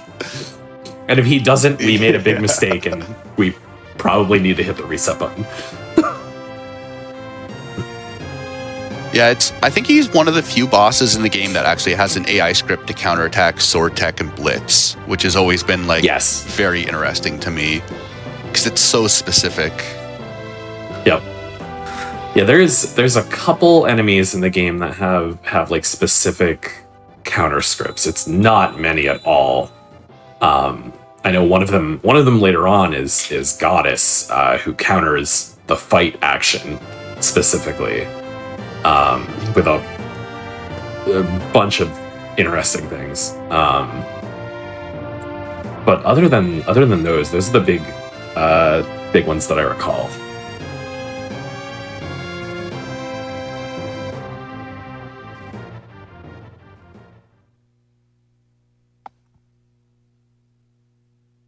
That fight is also one of the only times we get to hear. Actually, it's the only time we get to hear Grand Finale, which is a wonderful track that we should get more of, but we don't.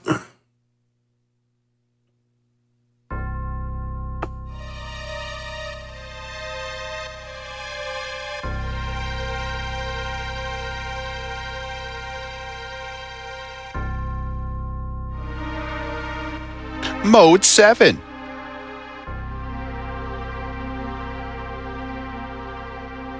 It was so pretty for its time. I honestly. still think it holds up well. I think it does on original except hardware. for the minecart. Yeah, look. Yeah. Steam 2014 did the minecart right. I'm dying on this hill. No, you're not wrong. Like it did a couple things really well. I kind of like some of the sprites from it too. Some of the enemy sprites, I really do. I'm kind of sad they're kind of lost to time. But anyway, this is where we'll be taking our wellness break. Everyone stick around. All right. I'll give the floor to Tina. Yeah. So as was mentioned, we're going to go ahead and take a quick break. Great time to stretch your legs, make sure that your water's topped up. At this point, the game has looked pretty normal. This looks like somebody just playing Final Fantasy VI.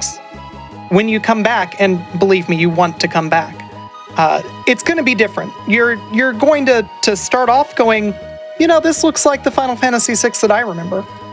And then it's very quickly not going to be the Final Fantasy VI that you remember anymore. Some other things are going to happen. Software is going to occur, and it's going to be just real fun to watch. Also, one last thing before we cut. I've got great news for lovers of Mode 7. The minecart's not Mode 7. It keeps its sanctity.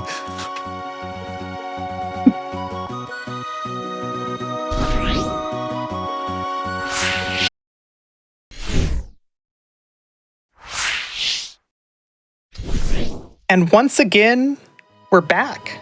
Welcome back, everybody. I hope that you've stretched your legs. You're ready to settle in and watch somehow the last segment of Final Fantasy VI. Somehow the game ends soon. That's cool. Real quick first, I've got a couple of announcements. Prize submissions are live for AGDQ 2024. If you're crafty or you've got a unique gaming prize idea that you'd like to submit, head on over to gamesdonequick.com for more info. Submissions are going to be closing on January 1st, so that deadline is approaching quick. While you're there, head on over to gamesdonequick.com/hotfix to learn more about our shows and see what's coming up this week. Join us on February 17th and 18th for a celebration of Black speedrunning talent and Black joy, because unapologetically Black and Fast is back. Submissions are now open for UBAF through January 9th. Use the command !UBAF in chat for more information about that. If you've missed out on any of our other Hotfix shows, be sure to check out the VODs at youtube.com/gamesdonequick. And if you're watching this on YouTube, make sure to press the like button, subscribe to the channel, and then come on over to twitch.tv/gamesdonequick. We want to watch them live. It's always so exciting. Your subs, your Prime Gaming subs, gift subs, and bits cheered on the GDQ Twitch channel help support Games Done Quick Hotfix. If you're enjoying watching speedruns every day, consider subscribing to the channel. After this, which is gonna be soon because Final Fantasy VI is amazing, but after this run, we've got a special showcase of Pokemon White 2 coming up. Make sure that you stay tuned in. You're gonna want to catch that. But for now, so far it's been kind of a normal run. Like everything has happened, more or less, slight differences, but more or less the way that I remember it from when I was a kid. Hey, Dime. Hey. I challenge you to finish this game before we have to take another break. I can do that. It might be a little tricky, but we'll see what we can work with.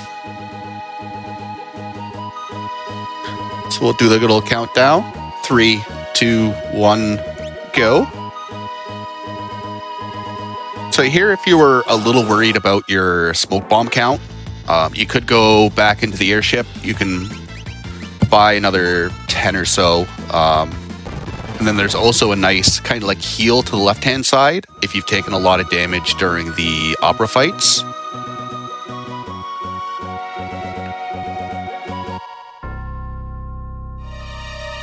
No, but if you're on step and you've had some pretty good luck, and also if you got the black belt drop or grab the safety white cape, the 31 smoke bombs we grabbed are still pretty much carrying us through the last hour of the run. I think we have the opportunity to sell off a couple of things if we need to do that shop too. So we won't need a good amount of the stuff we've got. So we are looking, at least in the route I use, we're looking for Sabin to learn Bolt and Locke to learn Sleep before the next segment coming up. So we will be taking this first fight, which is a Proto Armor Pipsqueak.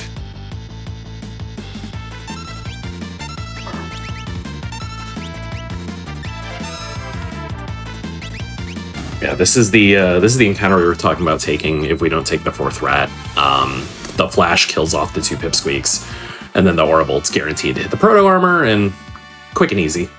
Gets you the last of what you need. Bolt on Sabin is optional. You definitely want Sleep coming up for not this next boss, coming up the next boss. Funny enough, saving the 4 steps here from skipping this Thunderblade, the game rewards you with 2 extra encounters. So I'm kind of in the mindset of, if I gotta burn the steps, I might as well just grab the treasure chest, because it does make the 24 fight a little nicer, because it gives Edgar a little more magic power.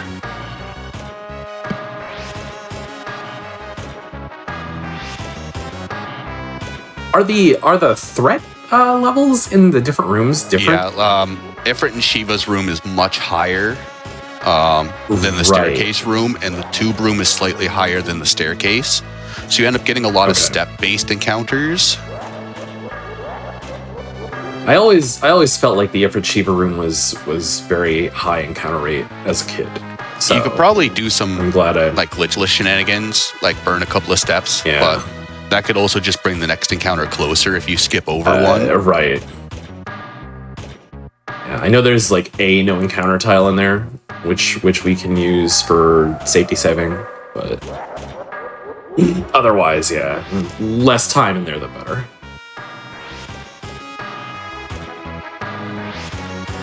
And yes, this is definitely one of the best tracks Yes. in the game. Devil's Lab is a classic.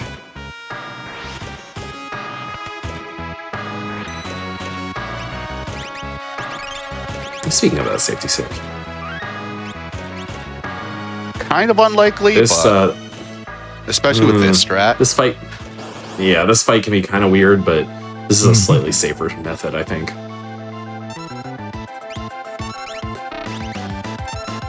So, for Ifrit and Shiva, our goal here is to utilize a certain amount of attacks, either physical or magical. Dine is choosing to do the magical route on Ifrit, which will cause a script to trigger, which involves him moving and casting a high-level spell. Upon his disappearing and reappearing, the no-run flag on this encounter goes away. But if the timing is slightly off and you...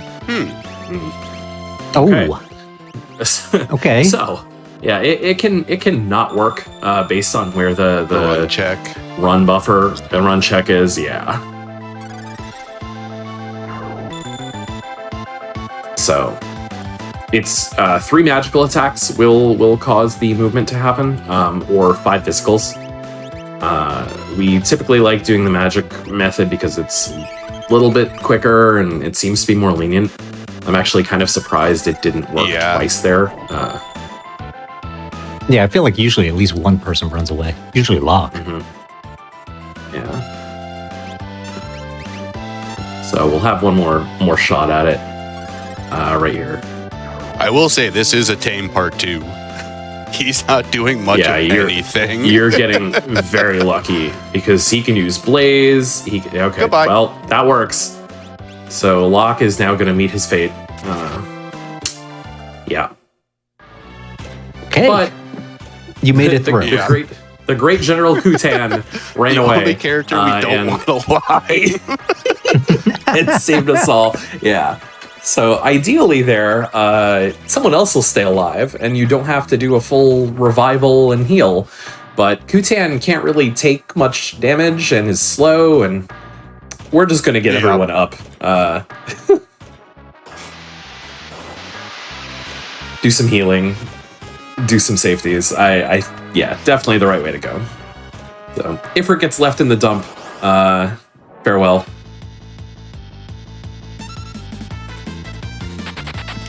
This is like the only encounter you can't do a fast runaway on, which always annoys me because they don't generate any lag. So you need somehow to generate a large amount of lag. Yeah. It's difficult.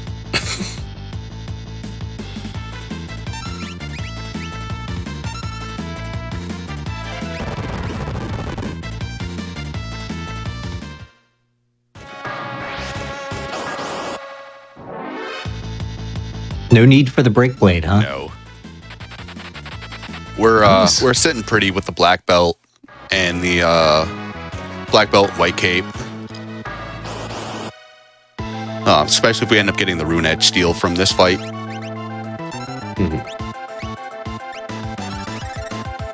So 24 So the way this fight works... Yeah. Oh, go ahead. Yeah.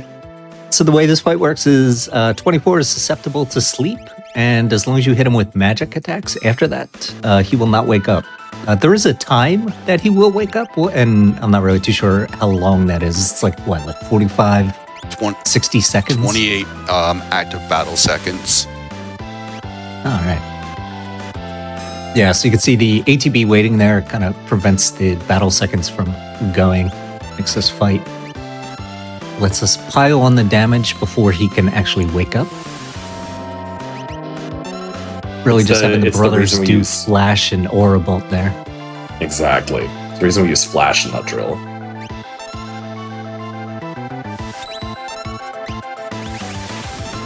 This should be the last instance of damage. No, one early. Moving the echo screens up.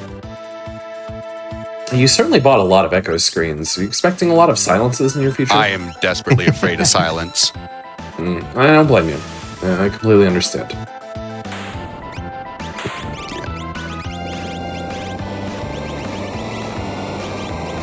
It's always funny to see this fight now compared to the PR fight because of how the ATB seconds tick in Pixel Remaster. He wakes up so much faster. Almost instantaneous. Yeah, you get like one full round and then he's like, okay, I'm awake. So you have to reapply sleep quite a bit. Because otherwise you get barrier change. And barrier change can be good, but it's mostly going to be bad. I think we've seen a few runs where you've gotten, not necessarily you, but the collective you have gotten lucky, gotten the holy weakness, and this gotten an Aura Bolt to do like 1,500, 2,000 damage. And that's always fun.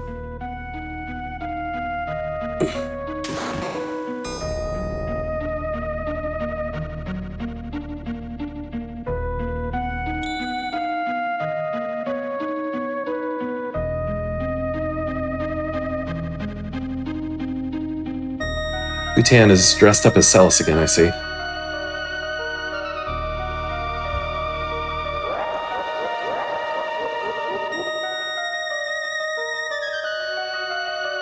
This is one of the places where we actively help the bad guys with their plan, because this is where they learn that their way of draining power from Magicite or from Espers has been completely wrong. So we're like, maybe instead of killing them, we turn them into Tic Tacs.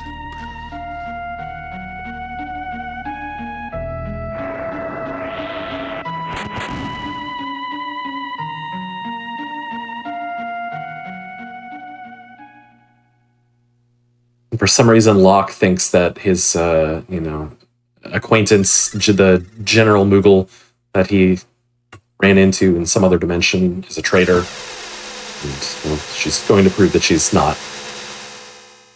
I don't know where she learned that warp spell. She doesn't even know magic. No. It's very impressive, honestly. Moogle magic. Farewell, General Kutan. You served us well. You got us at least partial ownership of an airship. True. So there's about 15 minutes, 16 minutes left of like normal gameplay before we can start getting into the fun stuff. 2 more bosses and a cutscene.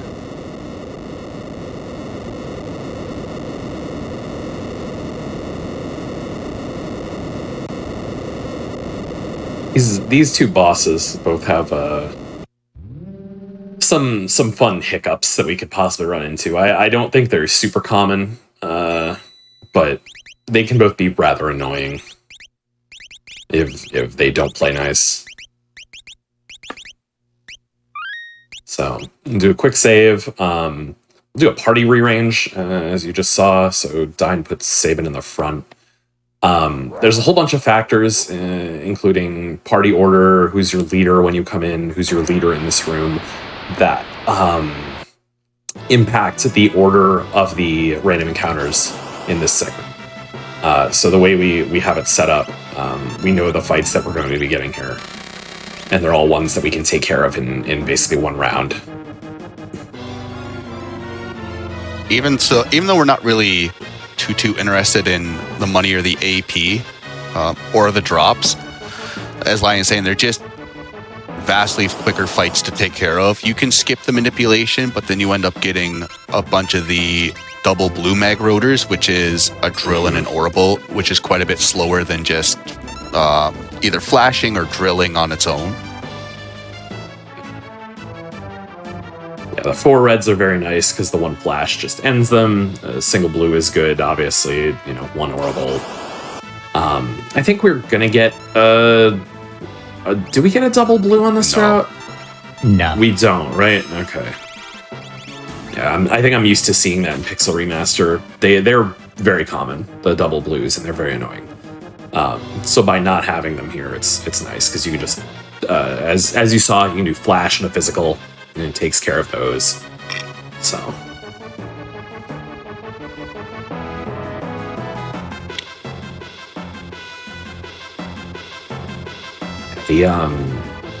The mag rotors they can be kind of nice for your money as well because they can drop Shadow's throwable skeins. So getting the 4 reds gives you a higher chance at those, which you can sell later on for some couple hundred gil. You just got one in the inventory there. It's just little nice to haves, not required, but that little leniency buffer can be pretty good. Should be one more. This should be the last fight on the... Yeah, this will be number 5. Yep. And get into Reds- 128. Yeah.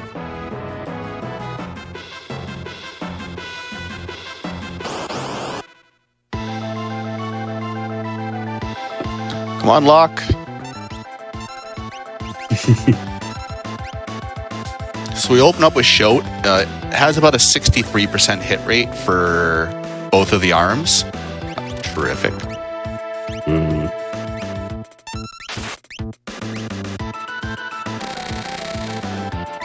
Kind of unlucky. All right, it dealing damage to Locke. We really don't care about that. Yeah, That kind of sucks. that's unfortunate. Yeah. So Want to be doing as much damage to the main body as possible. 128 does have a chance to counter cancel itself with a red feast, but that's only after a Edgar drill attack.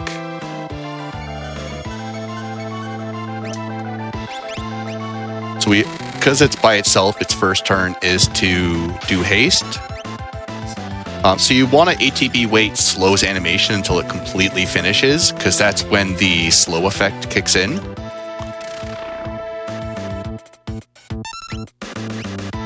You gonna play nice, Sabin? You are. All right, one more try, Sabin. Yeah. Come on, you can do it, buddy. You got Come on, this. he's the right guy. This is because he missed the first one. Hey, you got it. Nice. Excellent. There you go. That was ultimately pretty calm. Yeah. This fight can go off the rails extremely quickly. Yeah, 128's got some nasty attacks at its disposal. It can open up with a single target ice that does a good bit of damage.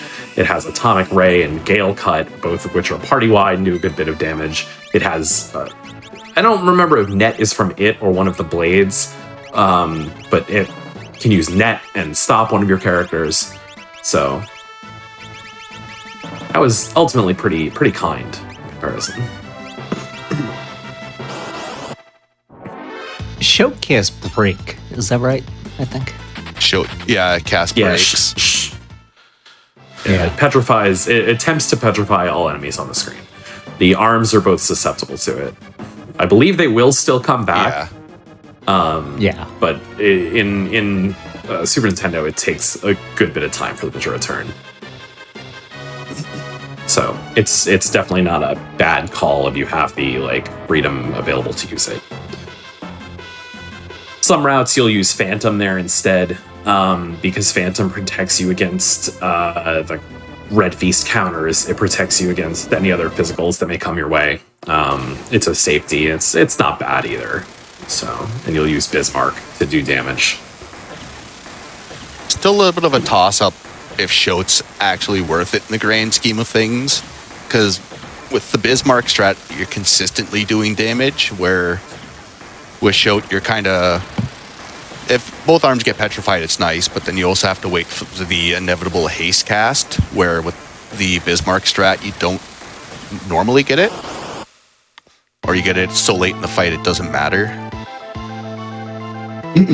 Right. So here's one of the most notorious battles in Final Fantasy VI. This Crane's fight is a doozy. They're very dangerous. They can use all sorts of wacky spells and nasty things. However, we have a gambler with us, and he's got a wacky spell of his own. GG's. Very good. Nice work. Yeah. So that pile of echo screens you bought. Turns out they're pretty good Wanna tell items. us about that? So, Yeah.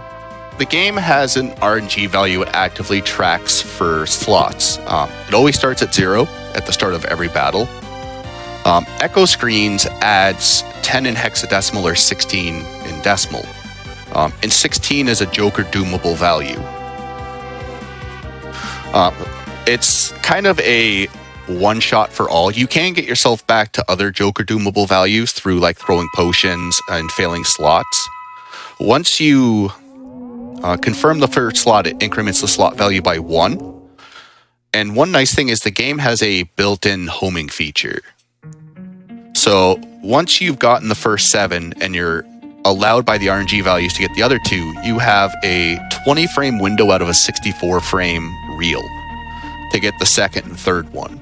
So it is pretty lenient. It does just a little bit of timing. You can pause buffer for all 3 slots. As soon as you pause buffer after the first one, you break the homing feature. So it is a pretty hard commit to which one you're doing. But with a little bit of practice, the timing for it is pretty lenient. It's very consistent too. It never changes. So once you get it can maybe be kind of an audio thing. I know some people like doing it that way.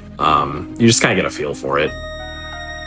It's similar to FF7 slots in that regard, in that the timing is just something you kind of get used to. Fun fact, Joker Doom is just a modified version of level 5 Doom without the level modifier. So if you end up using Joker Doom, Strago can learn level 5 Doom if he's in the battle with you. There are a couple of enemies where you can't use it on it. For some reason, Welk is one of them. Dataluma's another. Ultros 1 is one you can't use it on. Fumbaba, Invincible Guardian, Intangir. There's a couple of enemies that just naturally resist 777. But for the most part, it is the Destroyer of Worlds.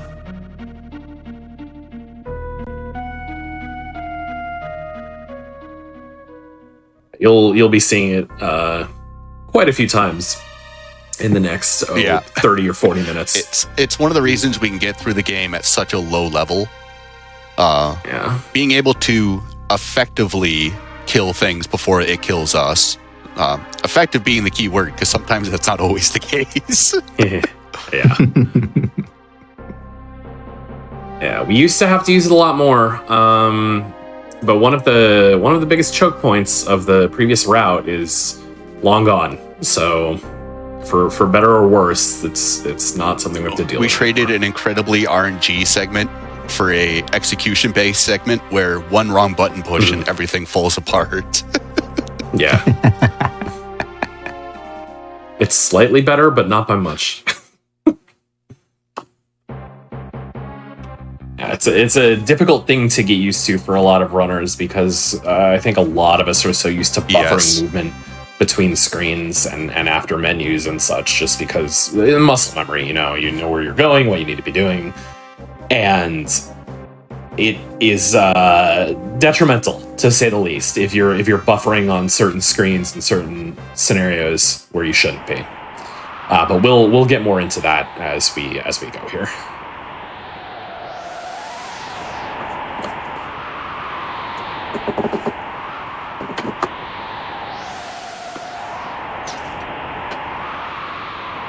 So as we wrap up the Esper world, this is is probably the last part of the game that's gonna look normal. Yeah, I never like this segment because it always just feels like it's kind of a drag, but in a way it's kind of nice to set up for, you get a little break and then you'll have the end confusing mess execution heavy part of the game after it. So Yeah, from here on out, it's basically a sprint to the finish. yeah. What do you mean? We still have Banquet, there's Thamasa, we have to go through the sealed cave. Do you want to do all some that? level grinding there. It's for looking at this walkthrough I have, like, it's what it's expecting me to do. It's a lot. I think we might need to switch tabs. Oh, there we go. Do you have an alternative? It's called the no DLC walkthrough. I got it now. All right, we're okay. Okay. Perfect.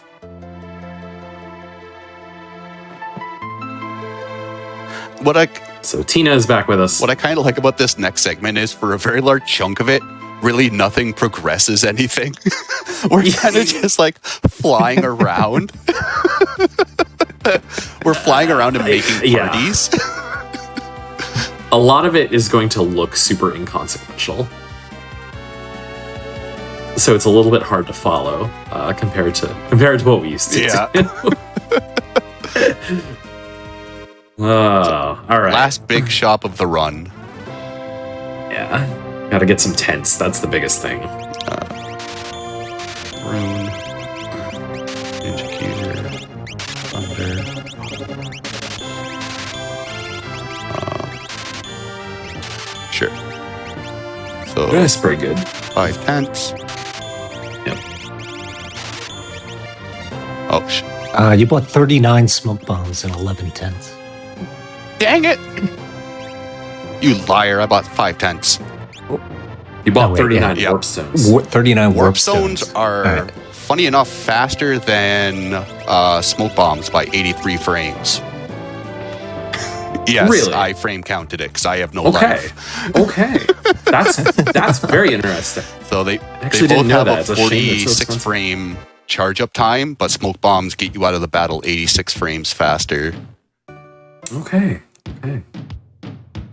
So, all right. So we're taking Gao back to Mobliz because we want him to feel comfortable and at home. I'm not really sure. I'm sure there's some kind of meaning behind it. Oh, we're getting some abilities. Oh, with yeah. him. Okay. That makes sense. All right. And Bye, now Gal. We don't want Gal leaving around Gao anymore. behind. Okay. Okay. Wow. Well, that's fine too. I mean, I really do like losing time to having to get him back Oh, later. But you have no you idea. do you.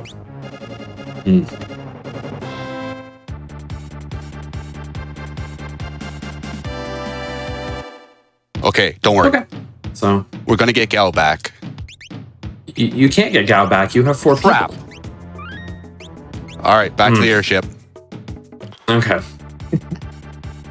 Oh yeah, I need 3 it's- people. Yeah, it's easy to Yeah. overlook now. I totally understand. All right, there we go. That's All better. right. Now we can go get Gal. I think the Joker is a pretty good rage, so I think that'll probably help for the rest of the game. I think it's like Flash Rain. That's not bad.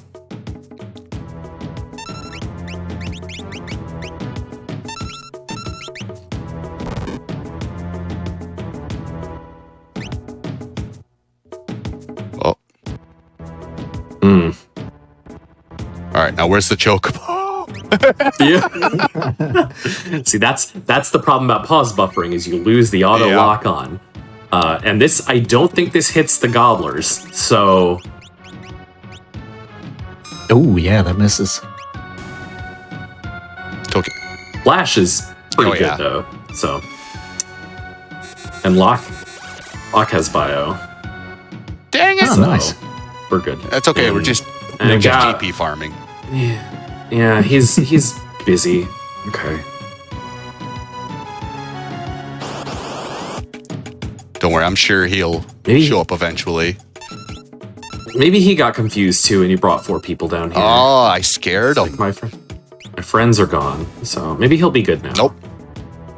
Nope. Oof. And he's just being a difficult little boy. So he does have a 5/8 chance to show up at the end of every normal battle, much like when we first got here the first time. You're actually just manipulating the encounters for later. Hey! This way you're gonna avoid the GT behemoths. Beautiful. Now. Yep, that's what it was. Our friend has returned.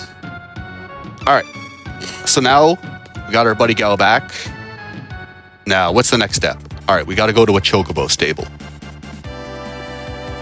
We need a chocobo. I mean, I like chocobos too. The song is good in this version. We cannot buffer movement in this room, and as you can notice, the camera doesn't quite work as expected. Something Goodbye. seems off. Where did you go? Kind of glitching through the walls right there. Don't worry about it. Okay, the chocobo freaked out. All right, We're fine. well, I guess he needs to go back. He needs to go back to his stable because he's got issues. All right. So I found out recently you can get yeeted off this screen. Oh, If you're too fast Okay, and wow. the screen hasn't fully lit up and you buffer 2 directions, you get thrown off of the That's- screen.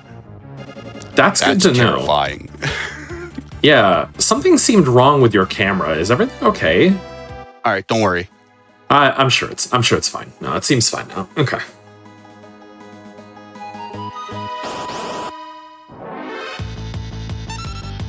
All right. Get some levels I on stable mistargeted. now, right? I didn't mean you for this to did. happen. Mm, Dang it. All right. Okay.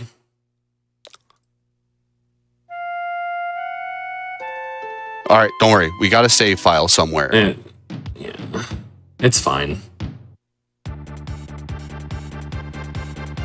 Yeah, it's cool. You're just back at All levels. right, you know what? I don't like that chocobo forest anymore. No. How about let's go to the castle. Let's not do that. Okay, I like that better. The brothers like the castle. Yeah. Yeah. Goodbye.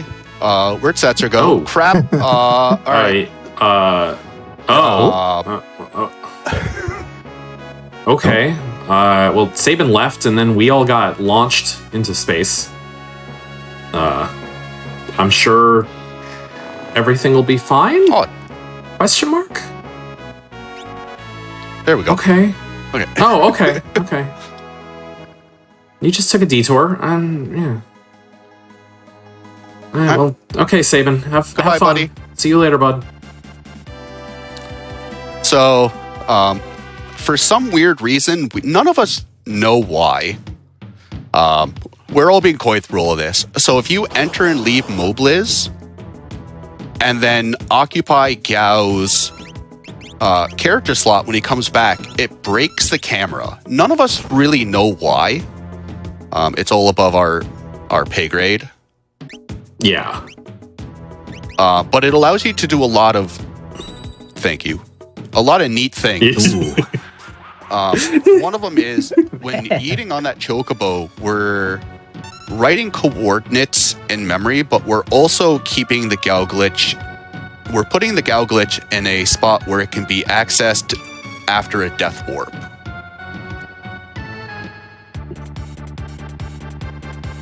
So that little setup there is for a much bigger glitch that will be happening. So we have 4 party members at the moment, but Sabin is locked in the castle. Now, we technically have 5 party members in our party. We have Sabin, but when we go into battle, it will be Locke that will be the party member that's shown up. The game really isn't supposed to allow you to have more than 4 party members in a party. But that 5th character keeps the Gao glitch intact after encounters, which isn't normally supposed to happen, and anything that scrolls the screen will break the Gao glitch. So if the Gao glitch was active in interface, moving the castle would actively destroy it. But because of the addition of the 5th person and the death warp, it keeps it active. So now we kind of begin a very, very long stretch. We need the big castle in South Figaro, which is what we have now, but we also need an airship, which is caught on the other continent. So right now we're on a big stretch to go get an airship. Let me do this first. Saving the frames. Oh yeah, Fantastic. It's actually that is faster. It's actually kind of nice because Yeah, it also it- doesn't force close the menu boxes. Yeah. Wow. Okay.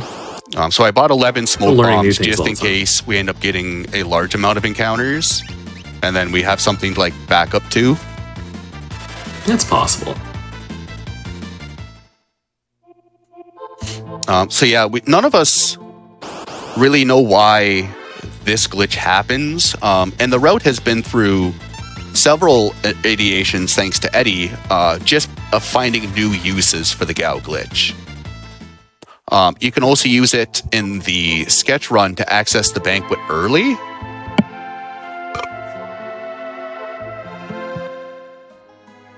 So it does save going through the sealed cave and a couple of cutscenes, but it's mostly impactful in this category because in the sketch category, your end goal is to get realm. Where in something like no sketch, your end goal is just to beat the video game. So you can pretty much skip as many characters as you want, and as many plot points as you want, because the end goal is just get to the end.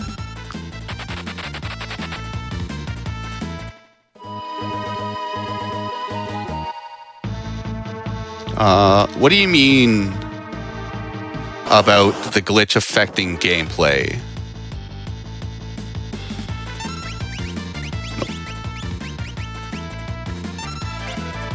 What's with the echo screens allow us to use Edgar's ultimate slot Joker Doom. So we bought a bunch of them just in case the Gao grind ends up going on for an extended period of time, because they'll one-shot pretty much any enemy we actively come across. Yeah. It's not as fast as just using flash, but there's some hardier enemies that it is much easier to deal with and actually is quicker because one flash won't kill them. Yeah, we still are very low level, so Yeah, we're like, Yeah. we don't have particularly good equipment either. 12, I think. Like, it's something like that.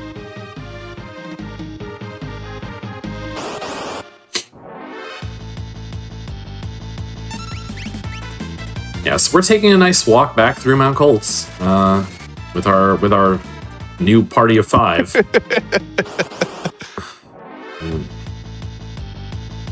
Colts, when you can't Seeing the manipulate it, you sights. get just a bunch of like step-based encounters out of nowhere. Yeah, it's annoying.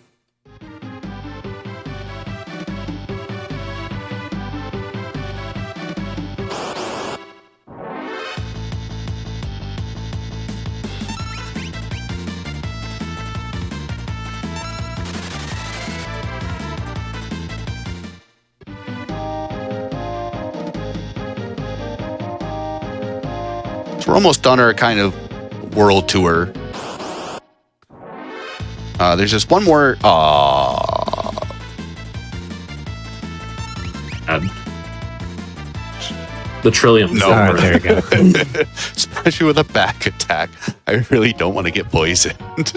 No, but they're slow. It's fine. Yeah, we don't have that antidote spell anymore. So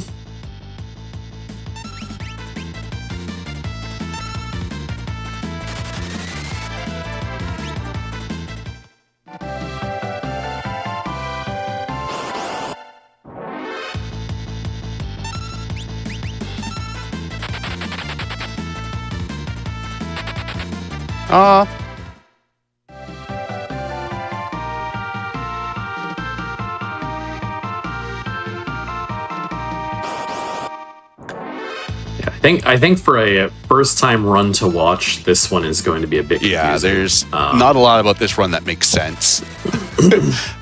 Yeah, the tech that we're using in this part, some of it is still like Dine mentioned earlier, it's a little bit of a black box. it works. We don't know exactly why all of it works the way it does. We're still working on getting that part together. Like even the old no sketch route, I could explain the tech pretty well. I think we were all fairly well versed in it. This is some really funky stuff. But anyway, that was a fairly uneventful walk through the mountain. Hope you enjoyed the sights. We're showing all the early game enemies how strong we've gotten. Yeah, by running away from them. You don't want to mess with this. See you later. Locke is, I'm pretty sure, the same level as the last time you went through here. I'm not sure you've got much stronger. Locke hasn't had much character growth. You know, he's acting like he's put on some muscle, but whatever makes you feel better, Locke. It's got more speed, but that's about it. Yeah, it's true. He's a very fast boy. Yeah. All right. So, interestingly enough, we return to the Returners hideout, and the raft is back. Hey! So now Lion's opposition of how many encounters do we get here? Because it's not manipulated. Are we going to get the 2 forced and that's it and save a bunch of time? Or are we going to... 6. We're going to get 9 of them and get gobstopped.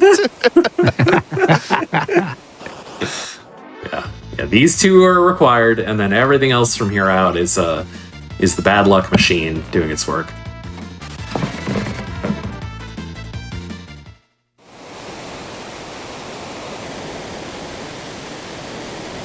So so we're doing all of this because we need an airship. Alternately, we could get an airship kind of by summoning Floating Continent. But because of the airship being stuck in Collagen, we don't really have access to it. So we're going to have to be able to summon it another way. And you may ask, but Dine, didn't we have an airship and we left it behind? We didn't like it. We didn't like it. That's right. That's not the right airship. It's not the right one for me. No. We want the World of Ruin one? Is that it? I also didn't like Gao's party leader. Hey, wait, why is Gao still party leader? I swore it was Setzer. That's weird. It should have been. Oh, I'm sure that won't have any... We'll be fine. Everyone was just sleepy. I get it. I'd be sleepy after that walk. So funny enough, that tent doesn't restore any HP. No. If you're poisoned at 1 HP, you still stay poisoned at 1 HP. Yeah. It's a fake tent. It's really weird. Is this 5 or 6? Counting is your job, sir. I think I was right. I think it was supposed to be 6. So that was my guess.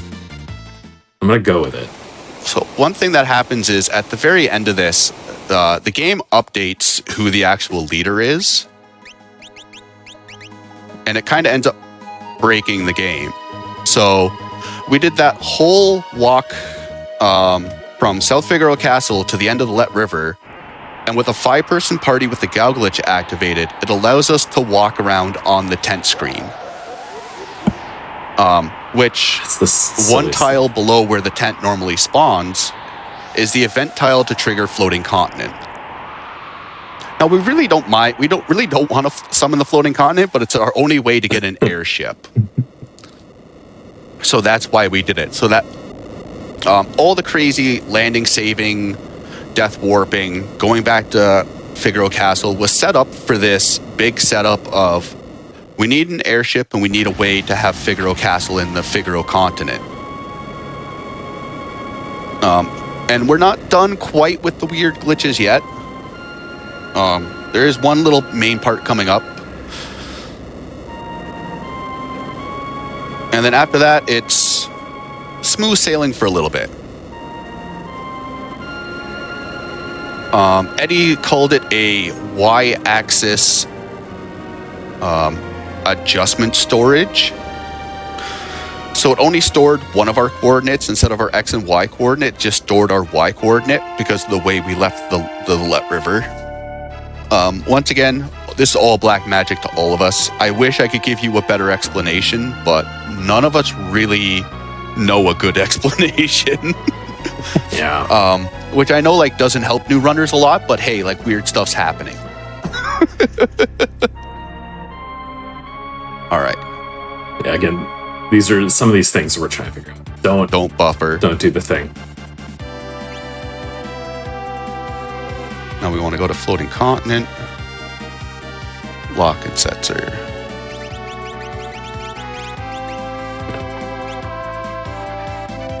However, they told you to bring 3 people. Dang it. Okay, that's all right. All right. So now we want to go back to the big desert. We want to go back to the big desert. There we go. I want to land on this one specific tile, and this also does have a meaning. Yes. Save just in case. Yeah. So now we have an airship.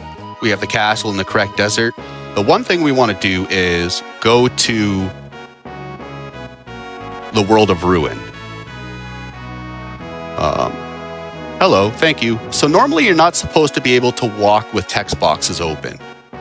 But with very specific walking and with the Gal glitch activated, we're now in the world of ruin.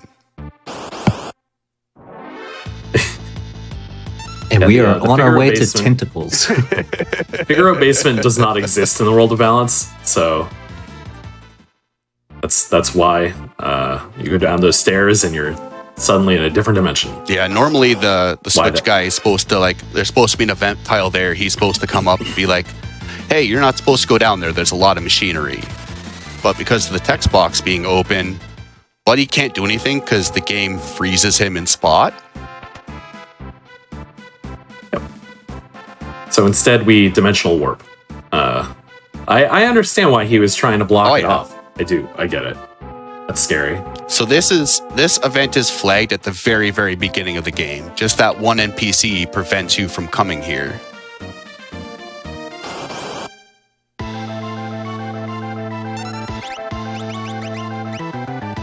So yeah, here we are. We're fighting tentacles.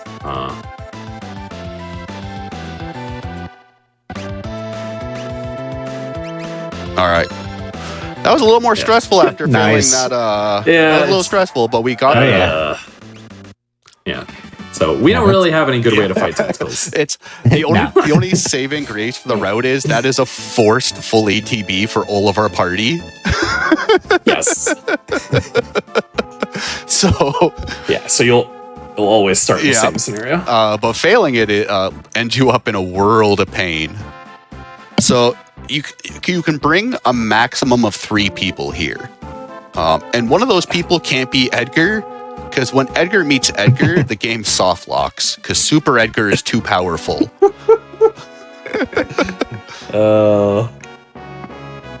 So during testing, I brought Edgar here because I was like, oh, it'd be nice for a backup, and both Edgars kind of just merge and have a Highlander moment, and then the game just goes no. That's fantastic.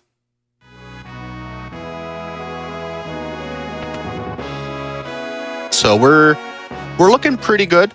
A lot of the scary parts so it is worth noting that from the time I set the death warp save until now, you can't really save and reload. So you're winging it on like a prayer. And if anything does go wrong, you kind of have to restart the steps all over again. Oh, thank God that airship showed up there. Yeah, there you go. That's the judgment point. That's for sure. So now we're sitting pretty. I can save. So if anything bad happens, we don't lose a lot of progress. So you'll also note that the airships park in the desert. Yeah. We can't park an airship in the desert, but it got put there. Oh, hey, we are in the world of So because of beating tentacles, we beat tentacles, but which event tiles us to the world of ruin. But because we haven't finished Floating Continent, we're in kind of a link between worlds. The first screen we enter on will always be the World of Ruin, and then every screen after that will be the World of Balance, which is extremely helpful for us in this run. So it's, 2 hours, 50 minutes roughly into the run, and we're just recruiting Celis. Yeah. It's finally time to get her out of this. Yeah. So, hour and 40 minutes after we were kind of supposed to. So we need Celis. Celis in our party prevents the Kefka's Tower cutscene from crashing the video game.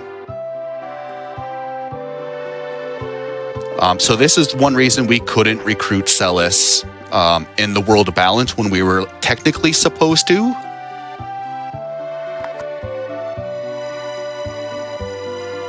I believe when she leaves in Magitech Factory, you would no longer have her, and you actually need to have her active in your party. Which is where like the sketch run can skip recruiting Celis because they end up getting a form of Celis after the banquet.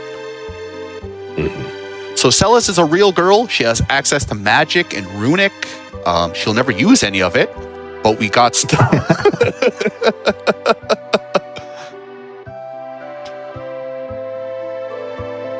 Yeah, this is real Celis. So.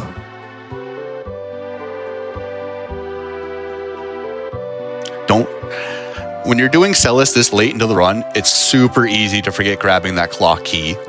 You just run to the end and you're like, wait, aww.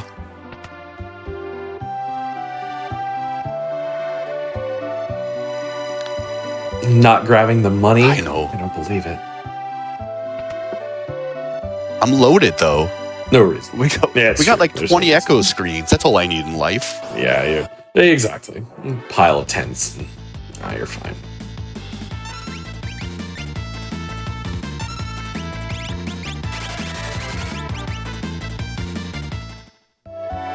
Well, so we have more than 4 party members. So one of the nice things about warping between the World of Balance and World of Ruin is you keep every character you've had in the World of Balance. So we end up having like 8 people. Yeah, I think so. But because the world never collapsed, we never lost everybody. Setzer and Edgar are just sitting there awkwardly as the conversation happens. So Kefka's Tower. Setzer not even giving him any space. Yeah. So I feel confident we can beat Kefka. Yeah. I think we're good. I think it should be fine. I don't see any issues with this. No. See, so there's Celis, who we actually needed for this cutscene.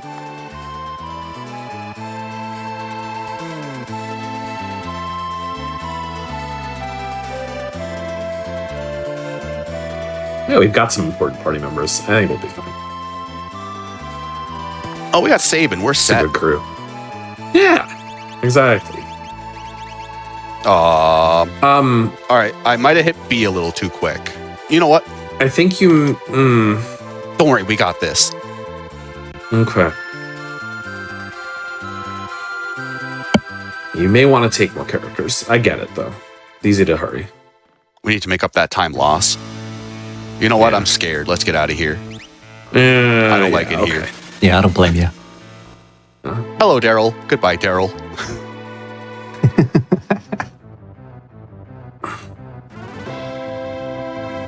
Setzer moonwalking into this room.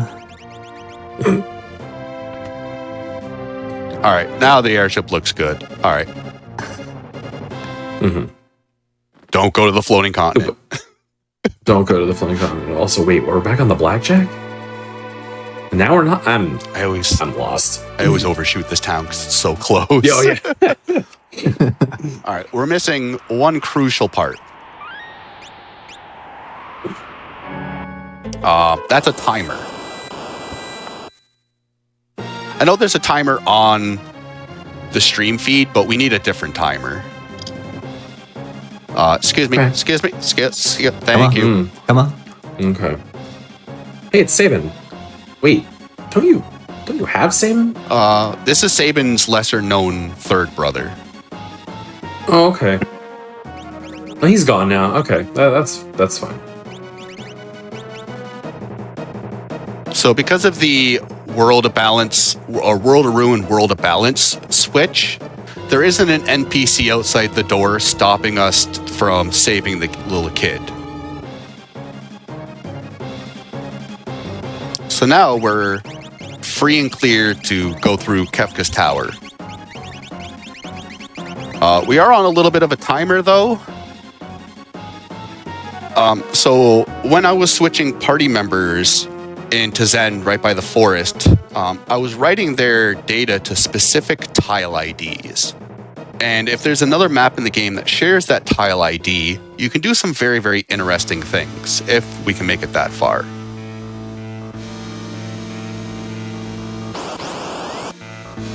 Nice. Nice. Nice. Get me out of here, please. So we definitely don't want to see GT behemoths. That's what we're trying to avoid here. Hopefully get to the next room. Everything else we can warpstone from. GT behemoths will require Joker Doom. But they can only be outside. Thank you. Okay. Good.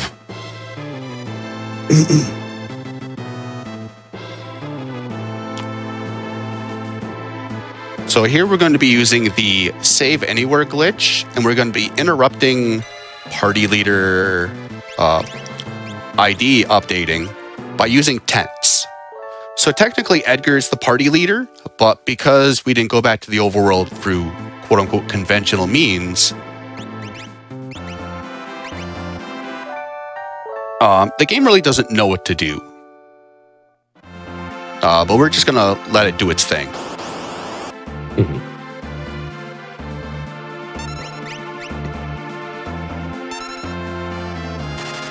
Locke is still really good at being fast. I have to give him credit for that. Because these can get really messy if enemies get turns off. That one's a little questionable. Okay. Yeah, these are still endgame enemies against our party of level 12s, so... With still With no gear gear. from basically the start. Yeah. It's not great. So, Dine's forcing an encounter here, just so we don't have any nastiness when we're doing the final bits of movement.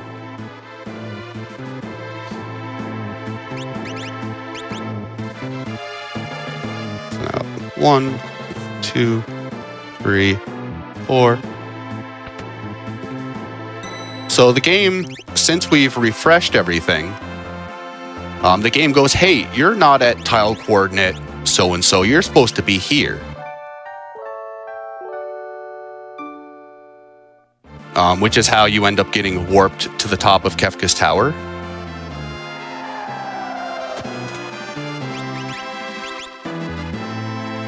We just decided we didn't want to do the rest of the tower, so... I don't blame you. There's a lot of gross, nasty stuff in here.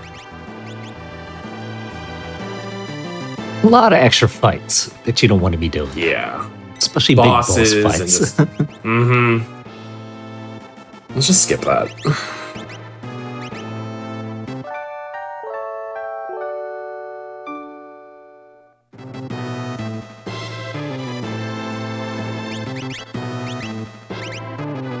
Really careful, I'm not on Warpstone.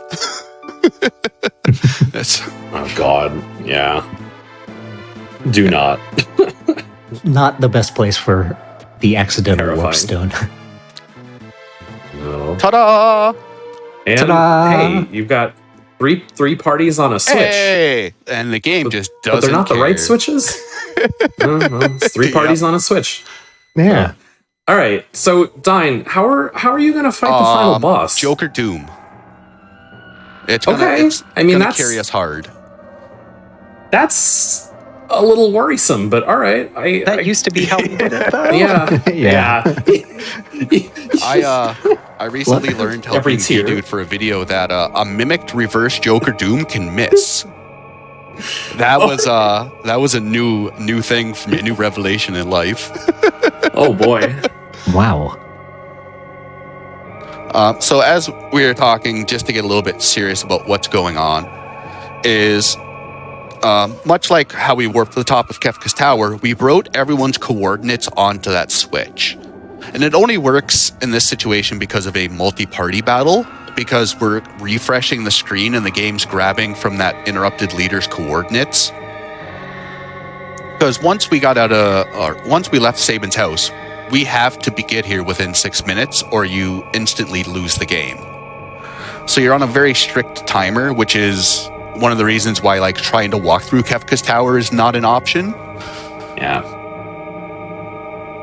So the timer, which end up being a bunch of garbled data in the corner, the game really never expected the timer to leave that area because it does have an event termination code. And this next final fight, we're just abusing a pretty big bug in its coding where the game goes, if you haven't wiped via an annihilation text box, you effectively have beaten the video game.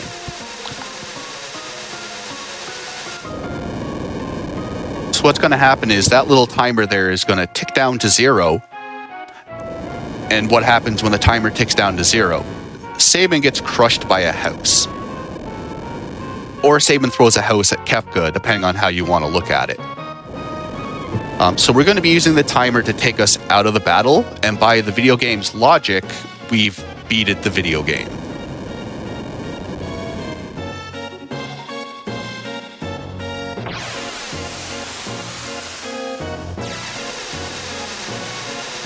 And it times out rather nicely, honestly. 'Cause there was definitely concern in this run that it would be too soon. Like that it would run out too soon. With Tezenik, it does give you a little bit of extra play time, which is kind of nice. It hits 10 seconds, like right as we get into this menu. You just let it go. Oh, hello, Saban. Goodbye. And that is time. Yeah, time. Oh man. GG. We got through good run. The Gao stuff without eating into outer space. Yeah. Well done. That was that part's always stressful. Yeah. Oh, that was very well done. And your final time still well under estimate, even with the forced death. What do we end up getting? 307.49. Not bad. Yeah, that was pretty Only good. barely third place. I'll take that. Yeah, that's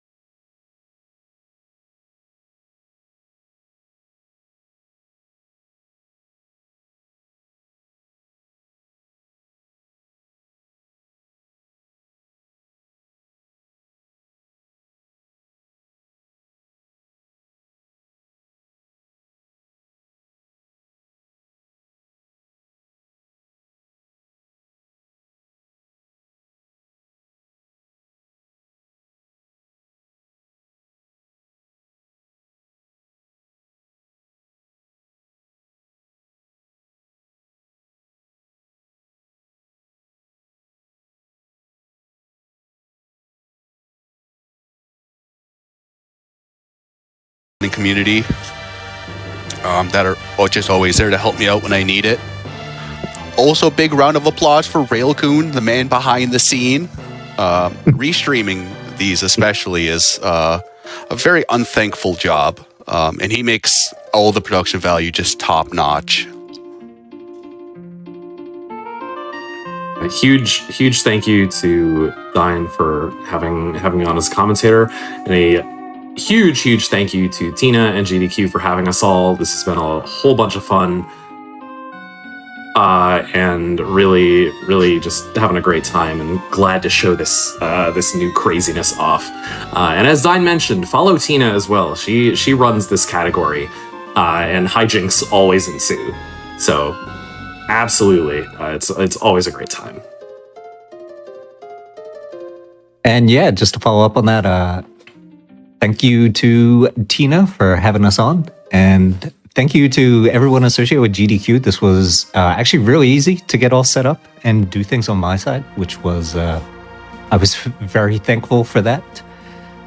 Big thanks to Lion for commentating this run with me, having a good time watching Dine blitz through this game. And thank you very much, Dine, for just being so great at running this game and always putting on a great show, man. Always appreciate it. I'll swoon. Yeah, all in all, this run went off pretty much without a hitch. There's a little hiccup at Mount Colt, but I blame Locke. yeah, it's always Locke's fault.